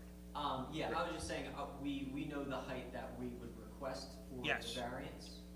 That we would request, I think it was, I can double check, but. So my point being, on your C002 sheet, maximum building height in your zoning table, it says maximum building height, required 35 feet, existing 37.75, pre-existing non-conforming. That's the height of the existing building, and Jeremy? Yes. Jeremy, I'm sorry to cut you off. Even if this building were to comply, and I know you're rewriting the zoning code, this is one of those, if you did 50 feet, so let's say the building at issue was met the setback, right? That results in a 16-foot high structure. Totally conforming building is a 16-foot high structure. If 4 inches, 50 feet, that's 200 inches divided by 12 is 16 and a half feet. Right. So it kind of leads to an absurdity. I think it's really an error, because everywhere else you can have 35 feet pretty much across the board. So it may be a Scrivener's error, unintended consequence. So certainly I would argue that that's rationale for granting the variance, because even if you're a completely conforming building, then you're stuck with a 16-foot tall building. My house is higher than 16 feet. If I may, I understand what you're saying too, and I don't think anybody has a problem with the height, but we're gonna give a variance to what the code says. And I appreciate the belt and suspenders if that's the intent of the board. I know Jeremy's rewriting parts of the, uworking on some issues in the code. We might want to take a quick look at this, because I think it just unintentionally leads to an absurd result. I understand and I appreciate Jeremy's diligence on this. I just want to point that out. One of many.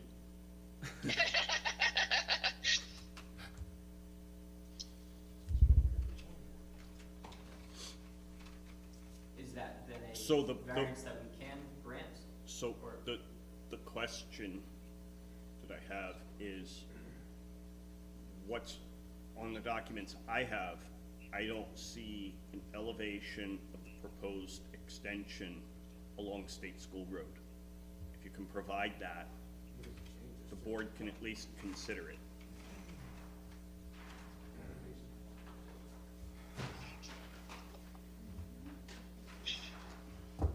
So we, on sheet C901 on the site plans, which is the site plans that you all have copies of, did include these elevations on here so that we could use them to calculate the Okay, building height. missed it. And then on the actual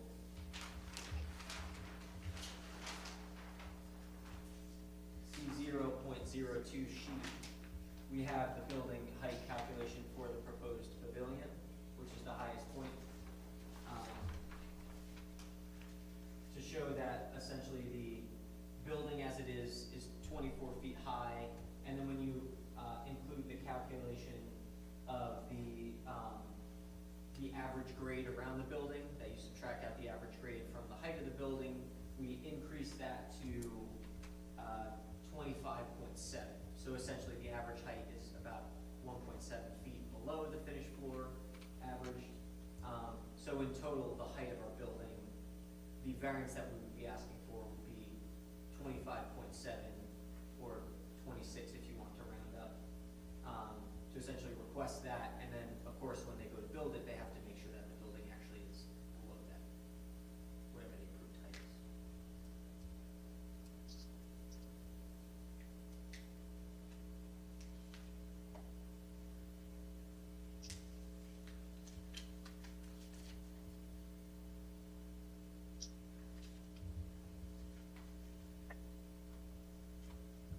Okay, so according to this,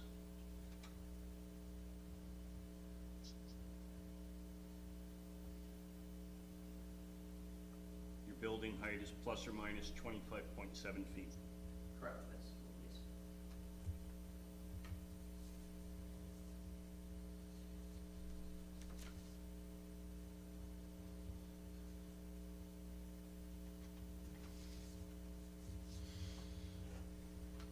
Okay. Mr. Chairman? I was gonna ask you if you're comfortable enough that, we have the information that we can put into a motion that you think is, I can't articulate it at this moment. okay, then let's work on it so that we have it for the next meeting. Okay. I just, I wanna make sure that we're fairly accurate. Now, with that said, the condition on the pavilion that I would put on is that the roadside, for lack of better words, because it's the only side that you're looking to enclose, can be enclosed with glass, and no more than a third of that to be what we consider, I don't wanna say the word solid, because the glass is solid, but something. Is it opaque? Yes. Okay, that would give you the ability for the heat lamps, keep the window, but it would give us the look of an open pavilion. Mr. Chair, I understand you're gonna have Jeremy go back and put all this together, but could I ask that the board close the public hearings in light of the lack of objection? I don't, I don't see why not, because, I mean, the only person that would, you don't wanna close the public hearing? No. Okay, No. all right.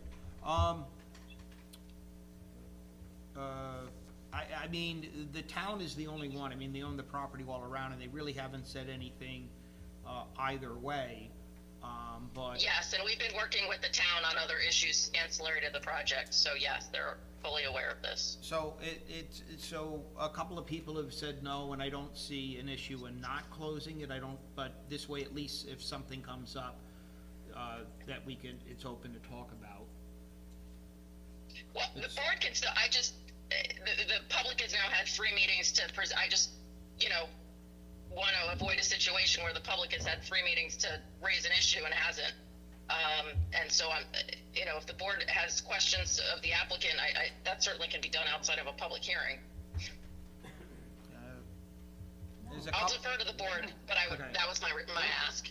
Okay, the If we board's, close it, we have so many days to make a decision. Right now, we are undecisive on some of the issues. I do not feel that we should close the public hearing. okay, and like I said, I'm fine with not, and there's pretty much 3 other ones that said no, so it doesn't matter what I say, so, with that said, no, we'll keep the public hearing open. I do not expect to have any issues. But we'll, like I said, we'll keep it open for now. Jeremy will work on articulating that motion. We will have conditions. I mean, there's things that we already talked about that have to be in there for the interpretation of the hardscape. And then, and just to make sure that we have all of the variances that are requested and dealt with. I don't want you guys to have to come back to us because we missed something and you are going to planning board, and you might end up coming back here because they find something with something. I don't know.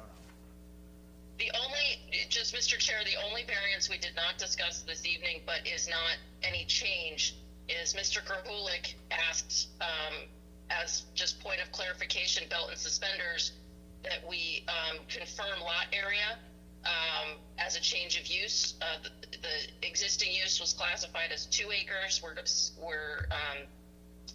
still at the double X group is 2 acres. We're not changing the lot area, but we're 1.3. So that was in my letter of April 27th that I presented at the last meeting. So just doing Jeremy's homework list, putting together that, I just want to make sure that that's incorporated as well as requested by Mr. Krolik. And that was discussed last meeting.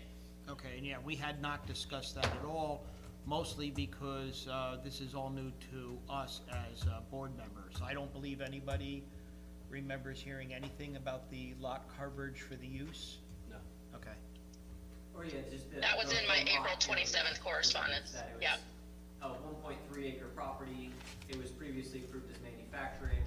It's now being technically considered food and beverage, which is the same exact bulk table of the setbacks and the required lot and the required coverage and all those sorts of things. So, but that requires more acreage. It's the same acreage. It's still requiring 2 acres, and we have obviously the same 1.3 acres. So it's a bit of a formality of like, if we go from one use that requires 2 acres to another use that requires 2 acres, do we need technically a variance to do that? If it has all the same setbacks, if it has all the same requirements. I'm gonna, I'll just look into it because I wasn't familiar with the same, Yeah, it's kind of a change of use, but it's kind of like, if it's the same exact bulk table, it's, so that was one of the things we wanted to make sure was included in there, that it didn't come back to bite us, that if that was not clarified. Okay, well, and I discussed that with Jeremy as part of the, so he has that information. okay. Okay, if nobody has anything else, the public hearing is still open. Jeremy will get something together, and you guys have the date for the next meeting. And like I said, we kind of polled, it looks like everything's good, it's just a matter of truly ironing down the numbers, confirming, etc. So. We're all good? Yeah, I was gonna say just the actual numbers and the sort of like a summary of the variances, just makes it very easy. Yeah, partly we weren't sure exactly how the variances would play out tonight, so we can clarify that based upon our discussion tonight. If we see them lined up, like the previous applicant, it makes it much easier. It makes it much easier to just say, boom, boom. Right, and it's sort of. We're trying to figure out from you guys what you want. Right. I'm hoping, is there anything else that we can provide subject to the next meeting, or it's just a matter of you guys? Yeah, so specifically, we were most recently provided with a revised summary table that identified, you know, the square foot areas that are applicable between the existing building and the proposed building, because that's what we're utilizing for calculations of many of the variances here as to whether or not it's necessary, and if so, to what extent. I need that articulated and also updated and reflected on your site plan, so that what is presented to us here is exactly the same thing that gets presented back to the planning board after this board considers it. And that way we know exactly what it is that we're considering, and it's not just hypothetical possible numbers. Question, did we need to talk about possible change of use or? Change of use variance. Change of use variance? it's. Yeah, we can consider that with the other variances, that really all they're asking for is whether or not, what has been specifically requested is whether or not an interpretation from the ZBA as to whether or not lot area variance is necessary for a pre-existing non-conforming use, because there is a change of use application. And so that's a question of interpretation, and I'll have to summarize the applicable provisions of the code in the notes to the comments, and then we can discuss and actually consider that particular issue.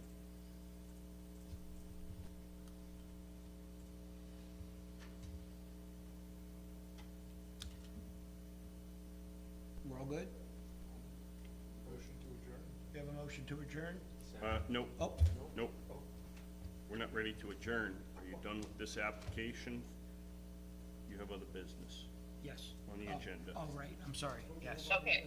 Yes. Jeremy, I'm assuming you're finished with me? I am, thank you very much. All right, Thank you. thank you for the courtesy. I very much appreciate it. Yep. Okay.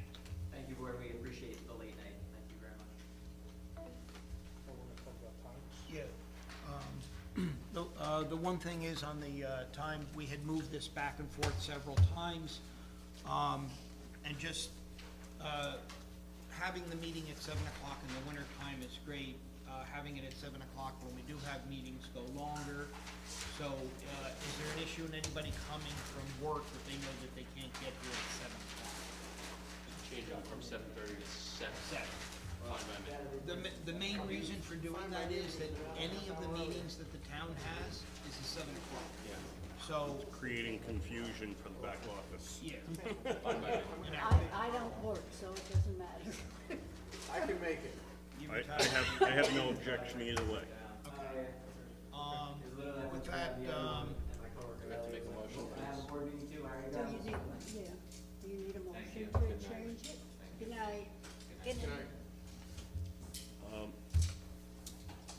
So technically speaking, under the code, the meetings are called by either the board collectively or at the call of the chairman. So if the chairman has polled the board and the board is in a consensus that 7 o'clock is acceptable, then the chairman can simply determine based on that consensus without resolution that that's when he's gonna call those meetings. You wanna pass a resolution? Pass a resolution. no, I think everybody's fine with trusting me. Okay. The minutes weren't done, so, so we'll look to see them. They might help us out a little bit with, the two applications. How about the minutes from last meeting? That's what I meant, they weren't finished, Nah, so, I'm sure they'll be soon, and then, wait till she does these. yeah. The, Jeremy, can we legally, make a determination without approving the minutes from the previous meeting if they're needed for example, could we have, done that when we didn't approve the minutes from the previous meeting for Craftify? Yeah, to the extent that you haven't received them, they haven't been prepared or presented, there's no legal requirements to review and approve all prior minutes before considering a continued application. Okay. All right, okay, was there anything else that, we had besides that? I'm drawing a blank. Okay, good. I'm glad you did. Connie would've beat the crap out of me if I didn't take care of that. I think it's, oh, can I unplug? Motion to adjourn? So Motion moved. to adjourn? Okay. I probably should have said that on TV. Okay.